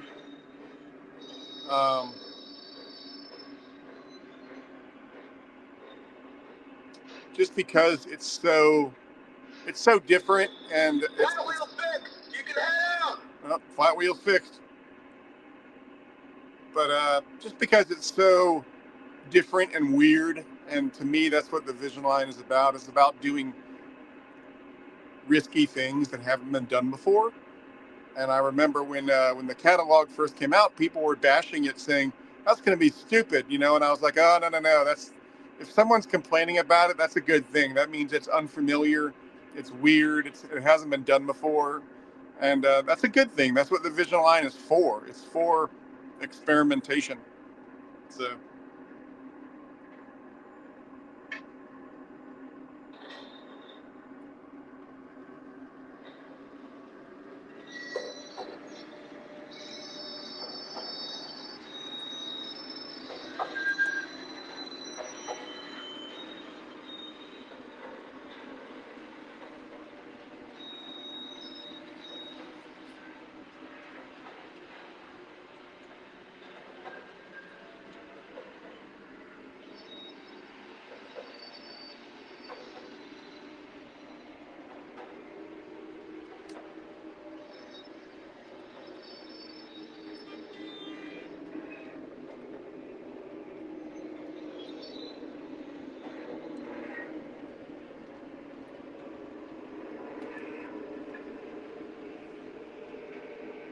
Unfortunately, I can't zoom these cams when they're on the streaming software.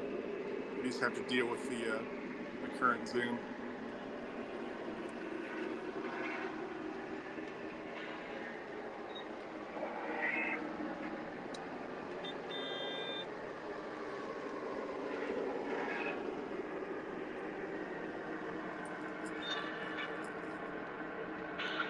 Yard office, on to the register room to sign out.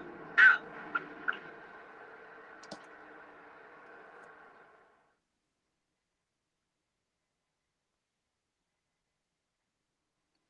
All right, now let me switch to the other camera.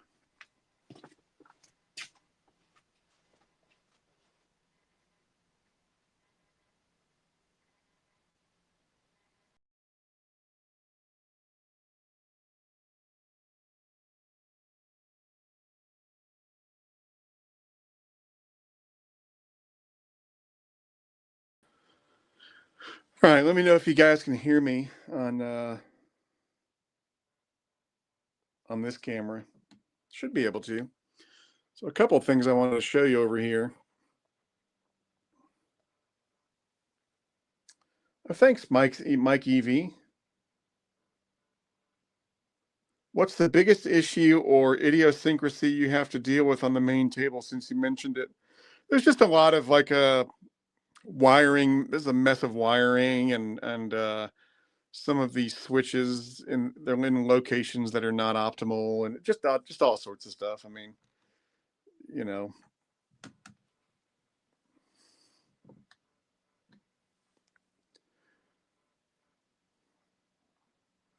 And just the design too. If I was doing it again, I'd probably have a smaller yard and have more space devoted to like a town or something, or you know, whatever. So okay, so I'm gonna take this off.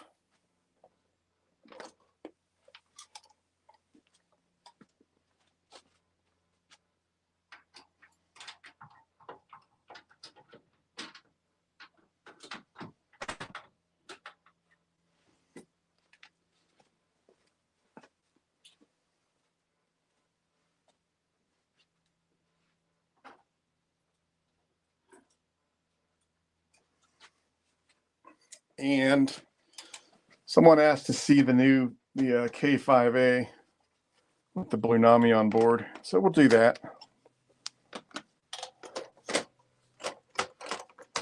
Now, it's been a little while since I ran this thing because I've been so busy shooting other videos. But give it a try.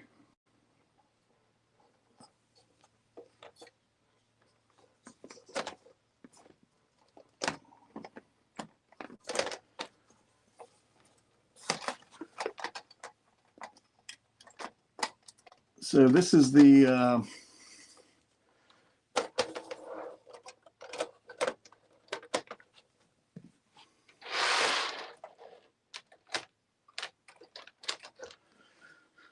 the Weaver K5A. Let me get a little closer. And I've had it for a long time, but it's always had the basic TMCC that came with it. But then I had Sid put Blunami in it.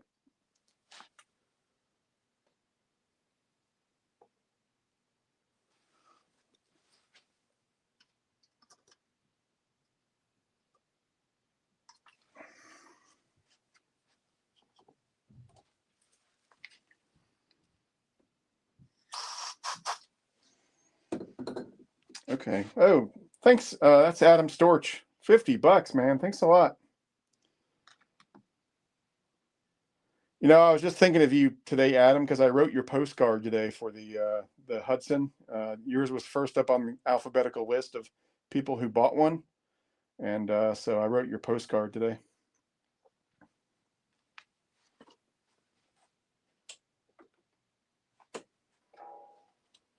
Okay, so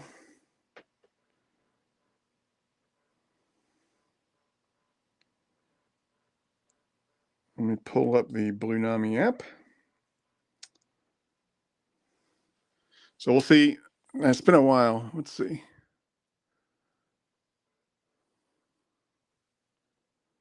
This is the Blunami app. Okay, let's see.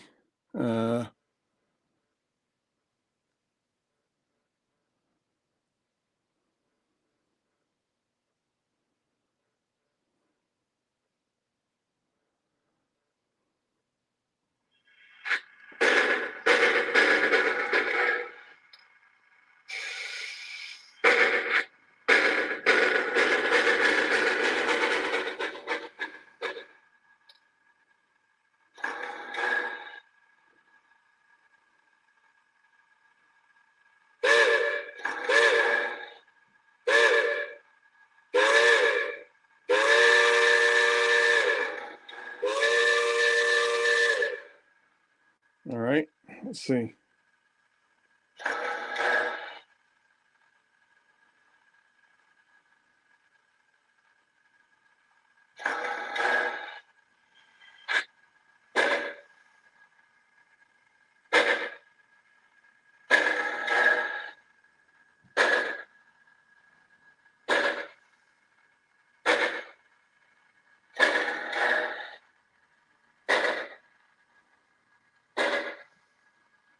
Oops.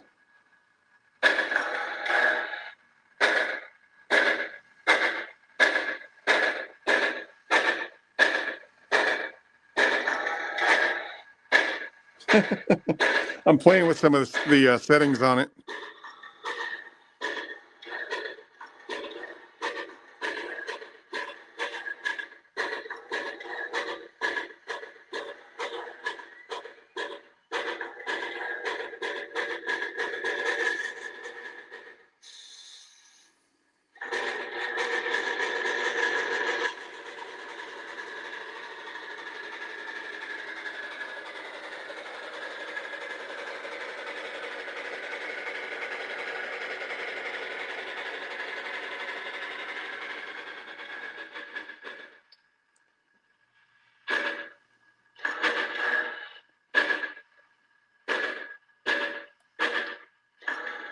Let me back it up. I may have to change the sounds a little bit.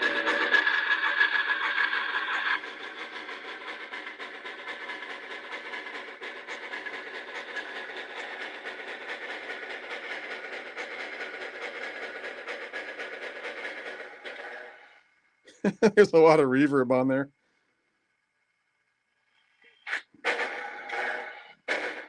Oh, stop.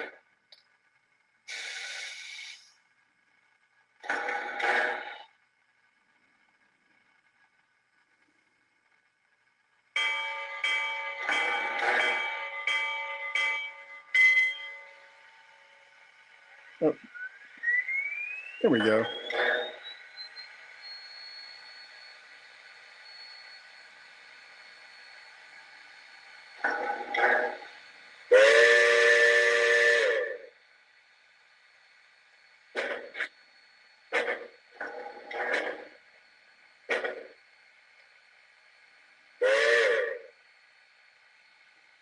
So let's see here.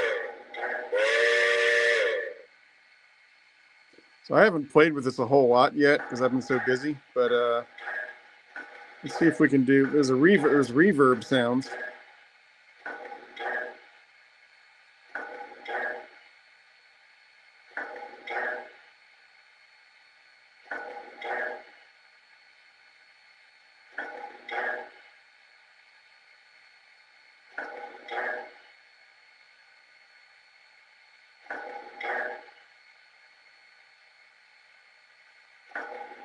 You can choose a different whistle if you want. Right now it's got a Canadian flat top 3 chime, but we could do a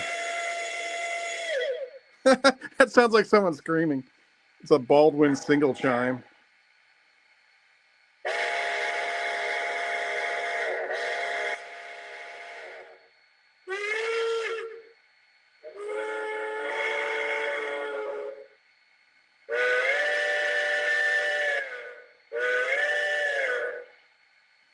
You got something like 90 whistles or whatever it is. There's a ton of different whistles you can use.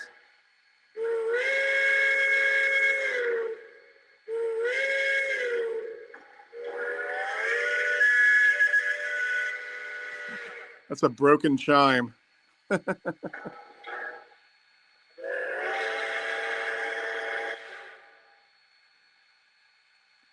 Pretty crazy. I mean, there's just a million you can choose from here. Heisler.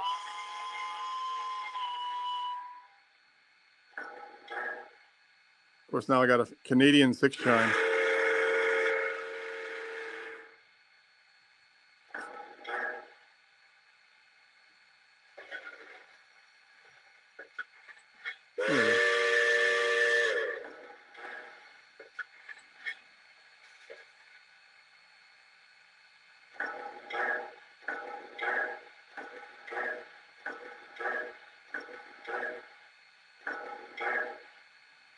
Pretty crazy.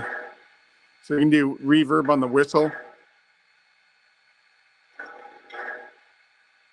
reverb on the bell, reverb on all the sounds. That's pretty cool. There's a dynamo sound.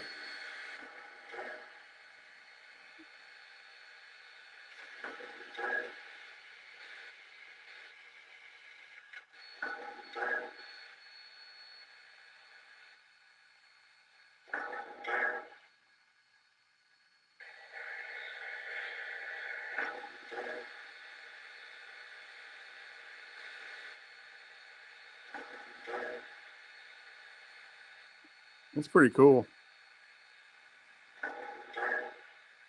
Other sounds. Cylinder cocks. Yeah, so there's all sorts of things, all sorts of settings. It's basically DCC with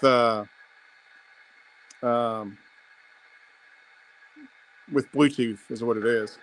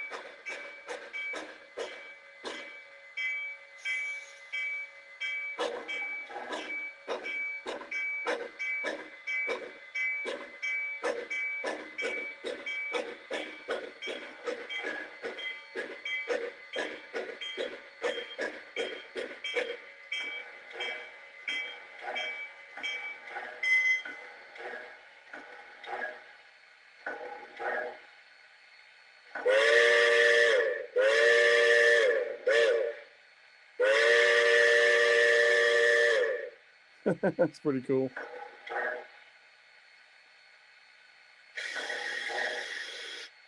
Anyway, so yeah, But there's a lot of stuff you can play with on this thing. I mean, and I haven't really spent a lot of time playing with it yet. I really need to. That's before I do a video on it. But it's pretty cool.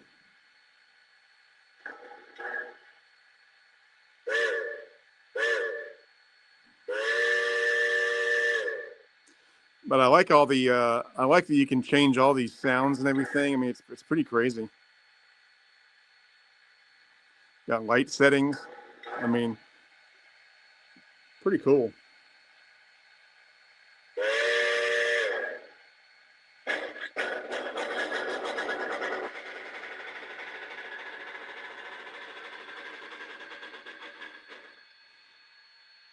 That chuff sounds a little fast. I don't know if that's just me, but it sounds a little fast. Maybe might have to change that.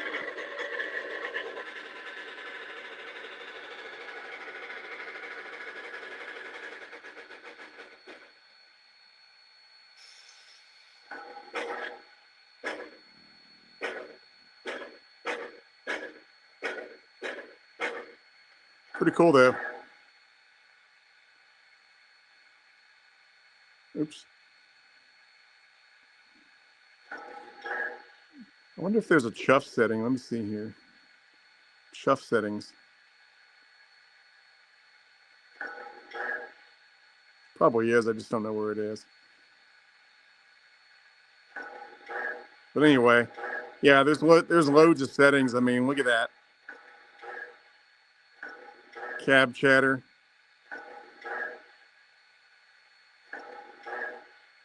Frequency of the cab chatter, I guess.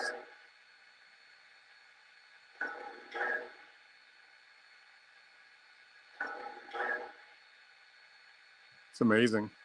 I mean, there's tons of settings. Look at that.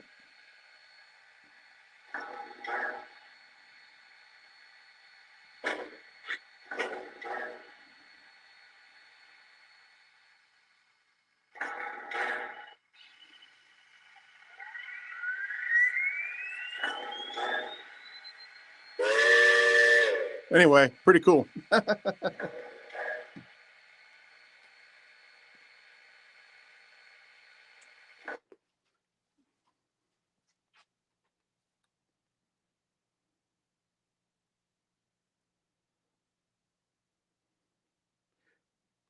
Yeah, I was running at the club show at York.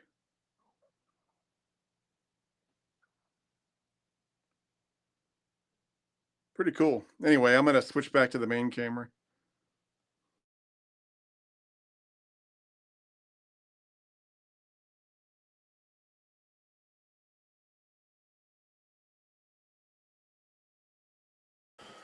All right. Can you hear me? Hopefully you can.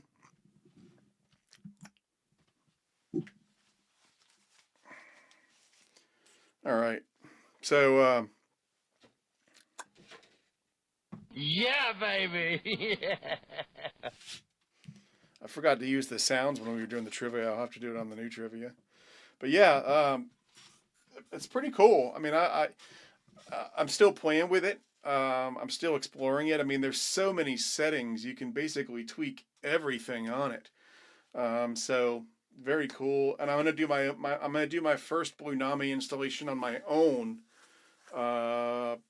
As soon as I have some time, I've got all the parts I need for it. I'm gonna do a diesel. I'm gonna do a MTH dash 9. So that should be fairly simple. But yeah, it's pretty cool. And it's such a. I mean, the thing I like about Blunami is that it really does give you an option when you don't, when you know, it gives you something you can, if you buy a broken engine that where the old electronics have gone bad, or a Proto Sound 1 engine or something like that, you can you now have something you can put in there. Or like, you know, like this MTH-9 I have, where it's really old. It's the first MTH engine I ever bought, first modern engine I ever bought back in 2004. It still works, but the lighting board died. And so I'm just gonna strip it out and put Blunami in it and just enjoy it like that. So I think it's a great thing. All right, so let's what's that? It's 4 o'clock. We'll go for a little while longer. I'm getting hungry. Is Blunami fairly straightforward to install?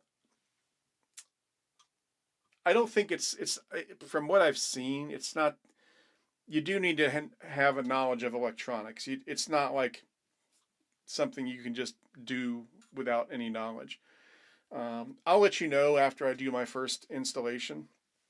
Um, Sid gave me all the directions and everything and all his hints and tips and everything. So I'm going to see how that goes. But yeah, I think it's cool.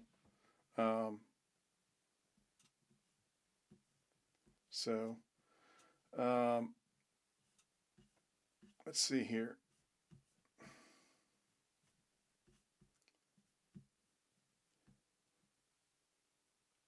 Channel Master, he gave me $10 too.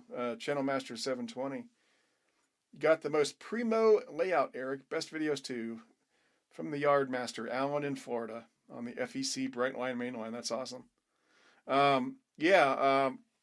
Well, I don't know if I have the best layout, but it's I like it. You know, I've seen layouts that I think are better than mine. Put it that way. Um,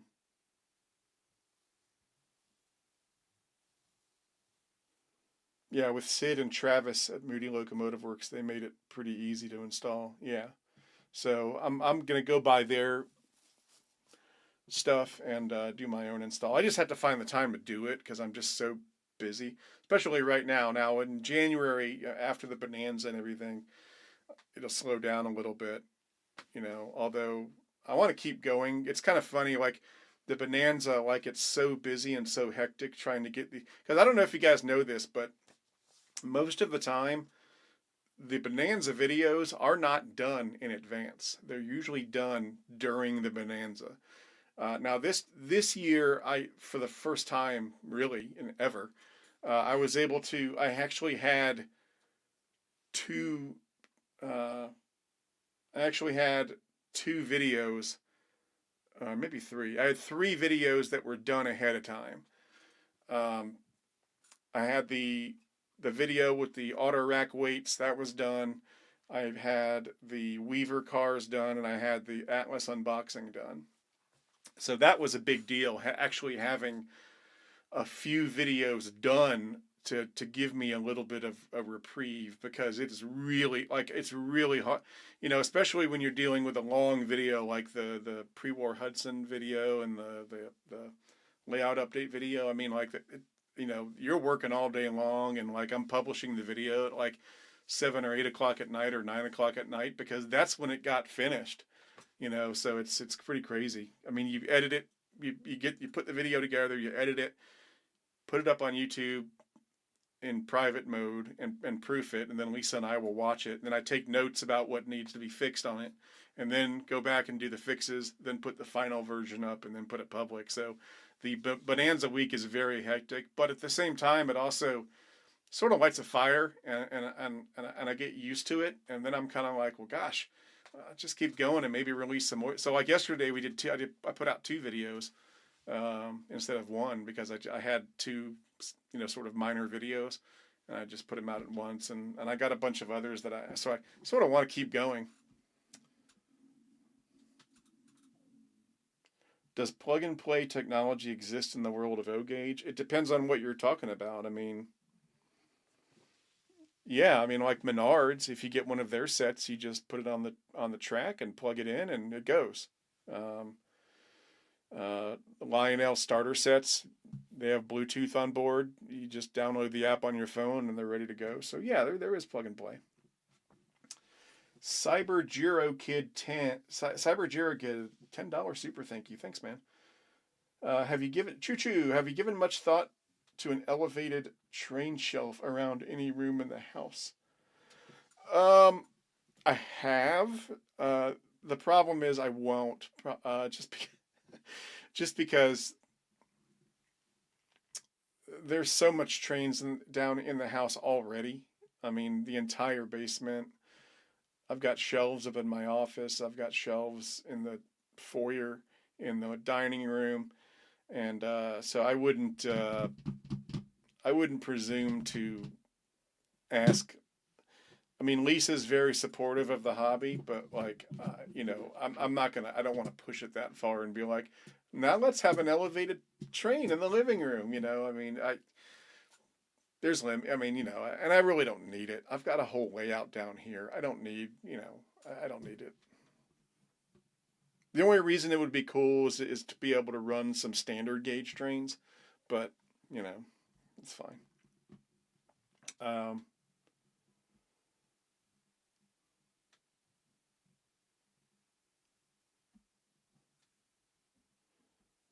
so let's see here. You asked if I could run the Blunami K5 around the way out for a little bit. I'm not going to run it a lot today, but I'm putting out a video very soon that'll have a lot better shots of it running than what I can do on the webcam. And so that's coming out very soon, and that'll have nice close-up shots and on the action camera shots and drone shots and everything. So it'll be much better. How are you still doing the Vision-Line triplex review? Yeah, I mean, it's something I've been working on for a while. It's just there's a lot of talking in it, and so I've got to just buckle down and finish it. There's a lot of reviews that are like, I've got a ton of reviews that are like in various stages of completion that I have to like finish. So it gets crazy. Will you stop buying when you run out of space? Well, I don't want to run out of space. I suppose if I ran out of space, I would have to stop buying, but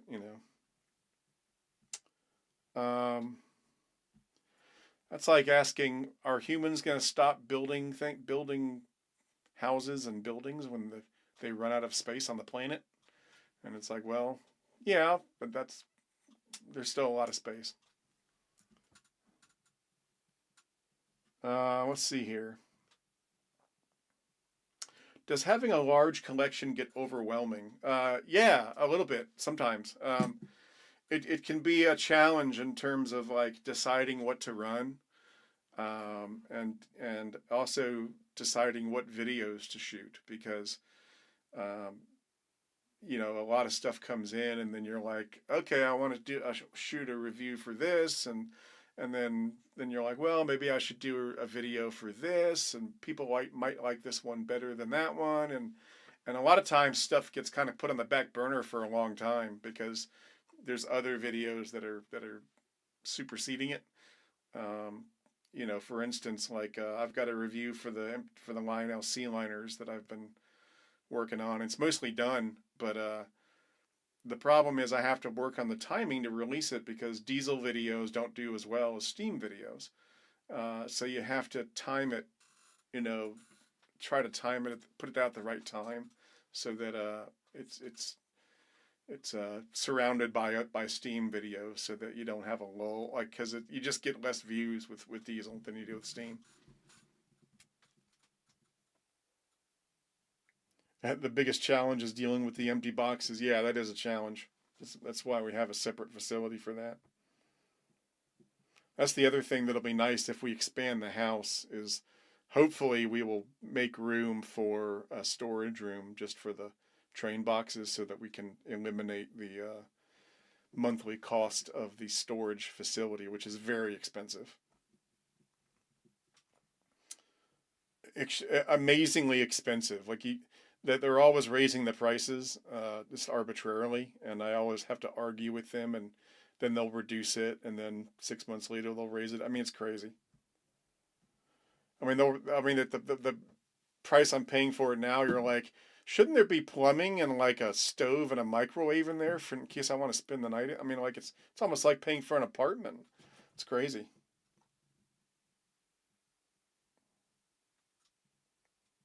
Um,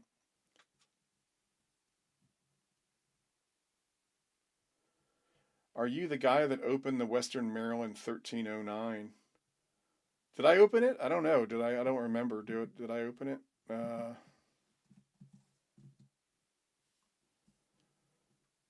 Let's see here. I don't know if I did. Did I open it? I don't know. Sometimes I open engines on videos. I don't remember opening it, but maybe I did. I don't think I did. Maybe someone else did that. I mean, opening up an engine isn't anything groundbreaking. I mean, I open up engines all the time, all the time, all the time. So yeah, I wish I was paying 150 bucks a month for boxes. I'm ashamed to say how much that storage facility costs, but it's needless to say it's quite expensive. Um, but it's also really good. It's climate controlled. It's on the top floor. It's a very nice facility, so you get what you pay for.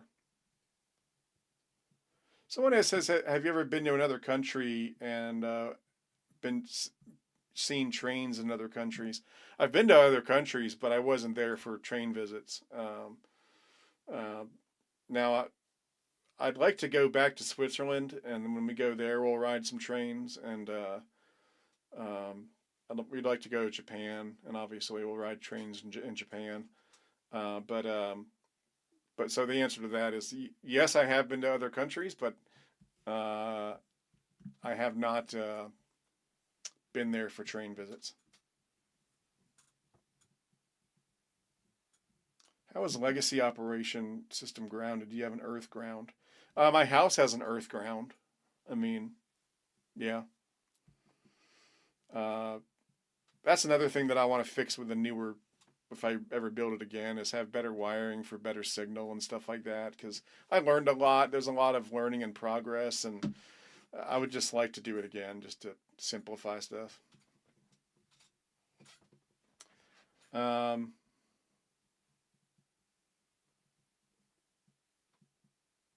let's see here.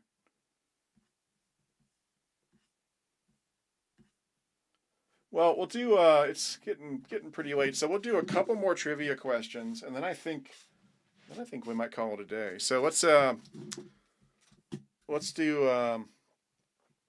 We'll do a couple more trivia questions. Let me pull up the old uh, trivia questions here. Cancel. Okay. So this one is going to be for. Okay, so we did that. We did that.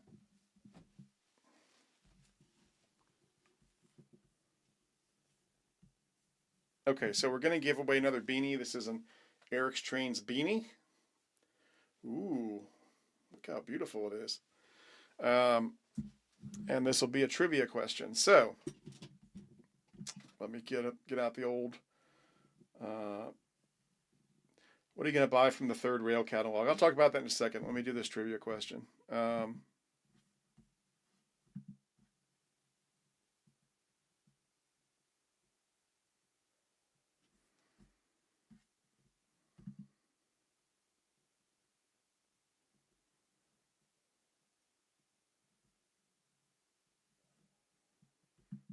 Okay.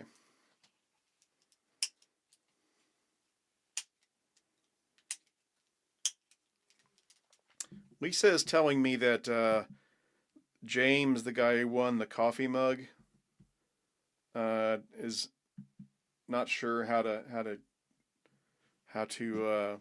follow up on it. So James, all you have to do is just send me an email, or send me an email, eric@ericstrains.com, and send me your a little screenshot of your profile and your name and your mailing address, and I will send you the coffee mug.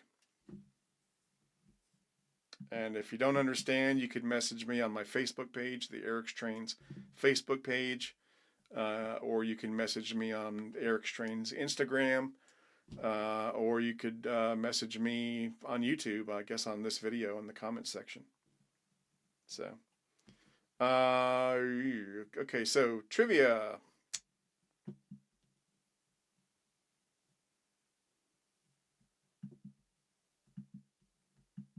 Okay.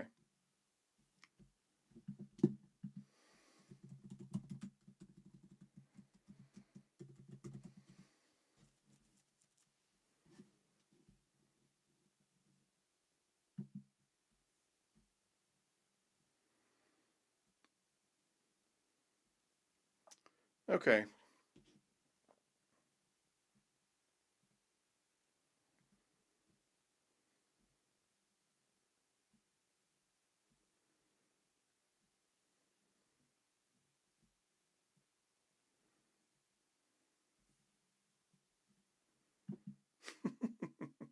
Okay. I'm getting this from a site. This is a multiple choice. So, um, this is a hard one. We'll see who gets it. Um, which of the following diesel locomotives was built only from 1961 to 1963? The GEU 25B, the EMD GP30, the Alco RS11, or the Dash 840C? Built from 1961 to 1963.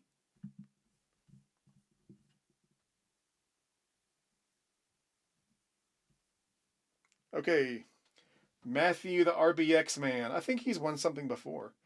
Matthew the RBX man got GP30. Matthew the RBX man says GP30. That is correct. And Matthew, you win the final Eric's Trains beanie. So just send me to eric@ericstrains.com. Send me a screenshot of your profile, YouTube profile, your name, and your mailing address, and I will send you the beanie.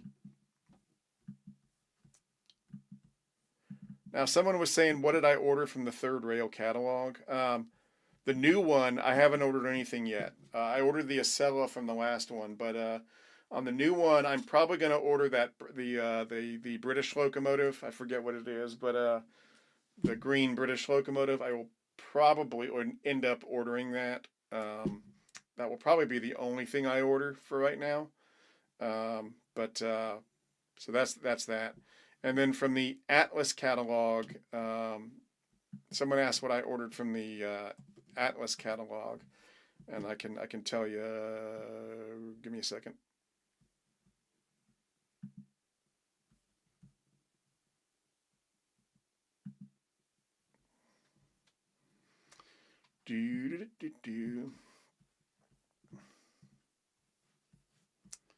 So let me share this, and I'll show you. I'll tell you what I ordered. Nope, not that.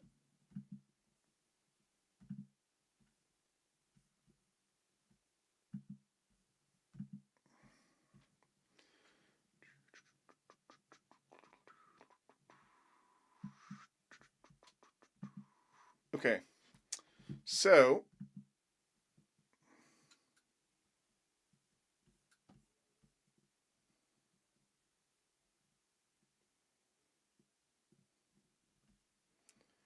yeah, I'm sorry if you don't get the if you know the this who gets the questions first. A lot of it depends on your internet connection and stuff like that.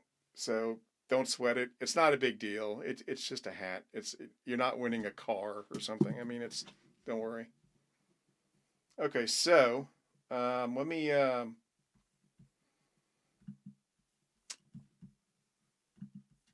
Hopefully you can see that. I'm gonna remove that. Can you guys see the Atlas catalog there? So real quick, I'll tell you what I got from the Atlas catalog.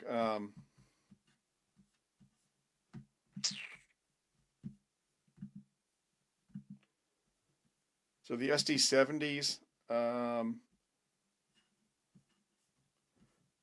ordered the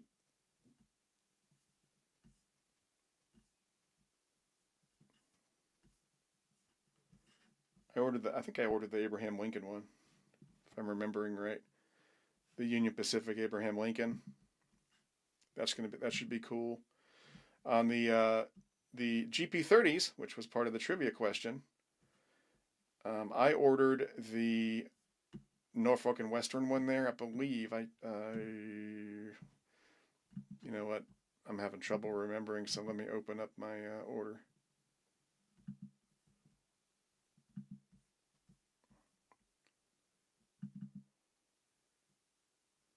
Yeah, so I got the NNW. I was right. Okay. So I got the NNW GP30, which is right there. And then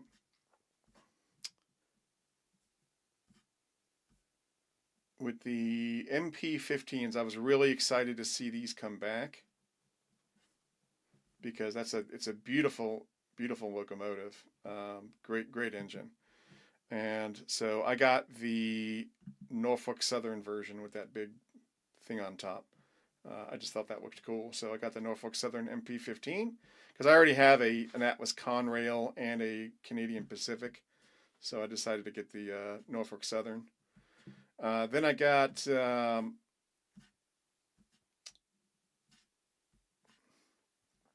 one of these test cars, even though I already have one of these. But I got the chassis system test car. And I think I ordered, let me see here. I ordered the Norfolk Southern coal hoppers. So these right here, these white ones. I ordered a 4-pack of those. And then on the high cube box cars, I did not order one of the dump cars. On the high cube box cars, I ordered the Union Pacific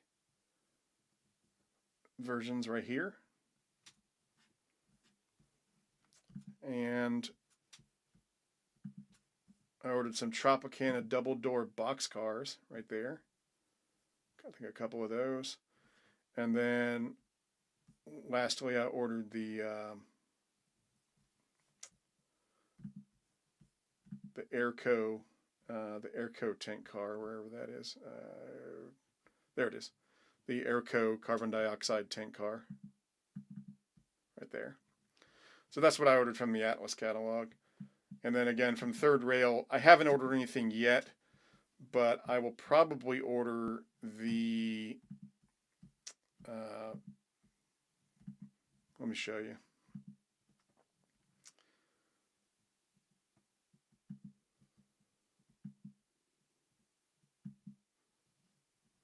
Well, I can't share that, but I'm going to order the, what's it called?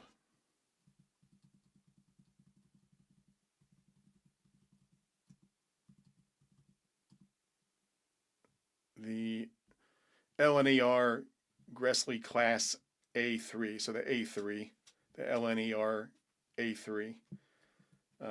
That is probably the only thing I'm going to order from the new catalog. So, all right, so we're going to do one more trivia question, and then we'll call it a day. This will be for another one of the Eric's Trains pins. So, there it is. Your very own pen.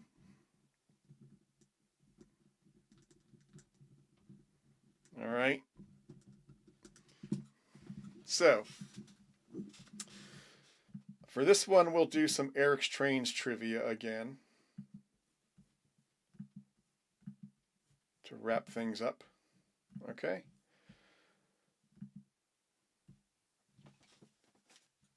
Okay, so so this is an easy one. I recently reached a milestone on my channel, just actually this week, I think, where I reached a certain threshold on my channel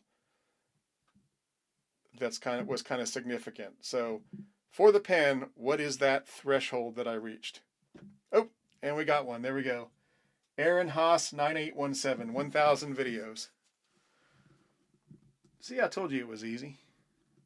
Aaron Haas 9817. So yeah, I hit 1,000 videos earlier this week or last week. which is kind of a big deal. I can't believe I've made 1,000 videos on this channel. Now, in fairness, it's probably a few less than 1,000 because some of the early videos were not train videos. They were videos of me going to Black Crowes concerts and stuff like that. But yeah, so there's 1,000 videos now on this channel. Pretty crazy. Yeah, I can't believe it's been 1,000 videos, and it's gonna just keep getting more and more. I've been doing a lot of shorts lately. I like doing the shorts, the unboxing shorts. So, and I'm having a lot of. And if you're not following me on Instagram, I do a lot of stuff on there. I do a lot of. Before I do a video on YouTube, a lot of times I'll just do a quick running video on Instagram, just kind of an early tease. So if you're not following me on Instagram, I'm on there at Eric's Trains. And the last thing I wanted to tell you is that I am going to be changing the icon for this channel for the first time in forever. And the icon is going. I'm already using it on my Instagram and TikTok and Discord and everything else, but I'm going to be changing it on this channel. So I will show you what, if you haven't seen it, I will show you what that icon is going to be. If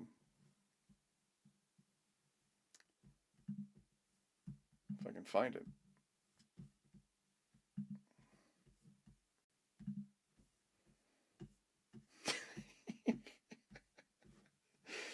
Oh boy. Okay.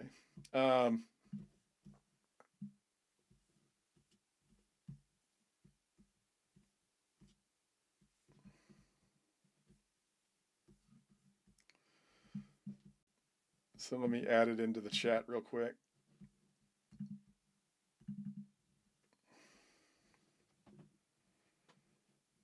Okay, so this is the new icon that's going to be on the channel, a smaller circular version of that. But I changed it on Instagram and TikTok a while back, but I had waited for the YouTube. I wanted to wait until January 1st to change it for the YouTube channel. So that is going to be the new icon. It's sort of a cartoonish version of me that's someone actually made for me, and I've been slowly morphing everything over to it, and so yeah. But I like it. People seem to like it. It's like an AI version of me, but I think they did a pretty good job on it. Some people don't like AI. It's okay. I don't care for it in some reasons, but I thought it was cool. It's kind of like a comic book version of myself, so I don't mind it. And it's better than the old image I have on that now. AI is a complicated thing. I like AI. I use AI all the time in my job. I use it almost every day. It's a good assistant. It's good at assisting you in things. It's not good at creating content whole cloth. It's not good at thinking for itself, but if you ask it for certain things, it's good. It is a useful tool for certain things, but it just depends on what you're trying. Like I made the thumbnail for this live show with AI based on a photo. Usually the best way I use AI is I take a real photo that I took, and then I use it to enhance it, to make it look, comic booky or just look interesting. But if you ask it just to create a picture of a train, it'll be all messed up. Like it'll just be completely messed. Even if you give it a picture of a train, it'll mess it up unless you tell it not to. So it's you have to be careful for it. But it's it is what it is. So it's here to stay, I guess. But I think it's interesting. It has good uses, and I like that picture. I thought it was kind of neat. And it got good responses from people. Everyone seemed to like it. I'm sure, some people won't, but it's okay. And so I thought I would, and it's already on my Instagram and my TikTok and my Discord and every other social media account that I have except for YouTube. So I'm gonna move it over there probably today. So, but you know, it's AI it's useful for it's a good assistant. It's a good assistant. You know, it's like having a stupid you know, it's like having a dim-witted assistant that is good at doing menial stuff, you know, and doing little stuff that you don't want to mess with, but it's not great for, you know, doing stuff on its own. And that's when you get that AI slop like you get on YouTube and Instagram. Now, some of the AI slop is funny, you know, like the comedy stuff I think is funny. I mean, it has its place. You know, the problem is that you get these videos that are made with AI, and you get people that actually think it's real. That's the scary part. You know, I think most people know it's AI, but like you see all these comments in the videos. You know, when they do one of those videos of scraping barnacles off whales or saving some animal, and it's clearly fake. But you see these comments down below of all these people saying, "Bless your heart, you're so brave," you know, and it's like it's completely fake. You know, I mean, that's the bad part about it. You know, it's getting to the point where you just can't trust anything you see online anymore. You just can't. You just don't know. You know, when you see a picture on the internet, you just don't know. So it's you know, but it has its uses. It does have legitimate uses. I use it in my job every day, and again, I use it to enhance. Like I've used it on my thumbnails of my videos for a while, just to enhance stuff or pull stuff together. But it's always based on something that I did myself. You know, I'll take a nice picture and then feed it through and say, you know, just enhance it, make, you know, put a neat title on it or something, or, you know, put a sunset and, you know, make it look realistic, a little more realistic or cinematic. But it's always based on something that I actually did myself. It's not just saying, oh, just create this thumbnail, you know, and you got to be careful with that kind of stuff. But so yeah, it's good for some stuff. It's not. I wouldn't sit there. It's a narrow vision to say it sucks for it. It just sucks. It's good for some stuff. It's a good assistant.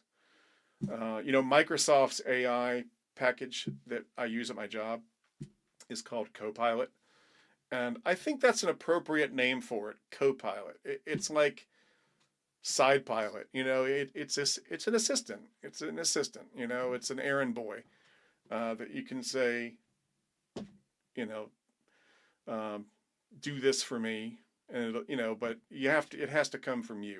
So that's all it is. That's all it's about. I use it when I do when I write articles for OGR magazine. I use AI to polish the finished product. So I'll write the article. You can't tell it to write the article. If you tell AI to write a review for the Lionel triplex superset, it'll write a review, but it'll be complete garbage. So what I do is you write the review, then you hand it off to AI and you say, you know, please check this for spelling, punctuation, grammar. Don't change anything.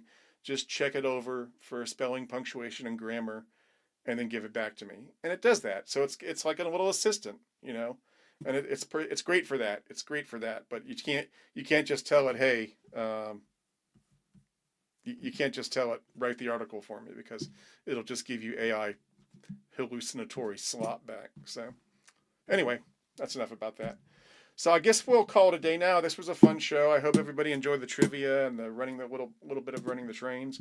I will be doing a bunch of new videos coming out soon, including the K5 with the Blunami. So that should be interesting. There's lots of other cool videos coming down. There's a extra cool video that I'm working on that hopefully will be out later this month that I'm excited about. So it should be fun. And Happy New Year, everybody. Thanks for watching the videos. Thanks for being here for the show. Thanks for being fans of the channel. Thanks for supporting the channel through Patreon or through buying the custom runs. It's very flattering. It's amazing, and it's the reason why they ended up giving me one of these Lenny Awards because of you guys. So thanks to everybody, and have a good day. I'm gonna go get something to eat, and then we're gonna watch the Georgia game while I write postcards to people who bought the Vision Line Hudson. So that'll do it for now. Stay safe, and I will see you next time. Thanks a lot.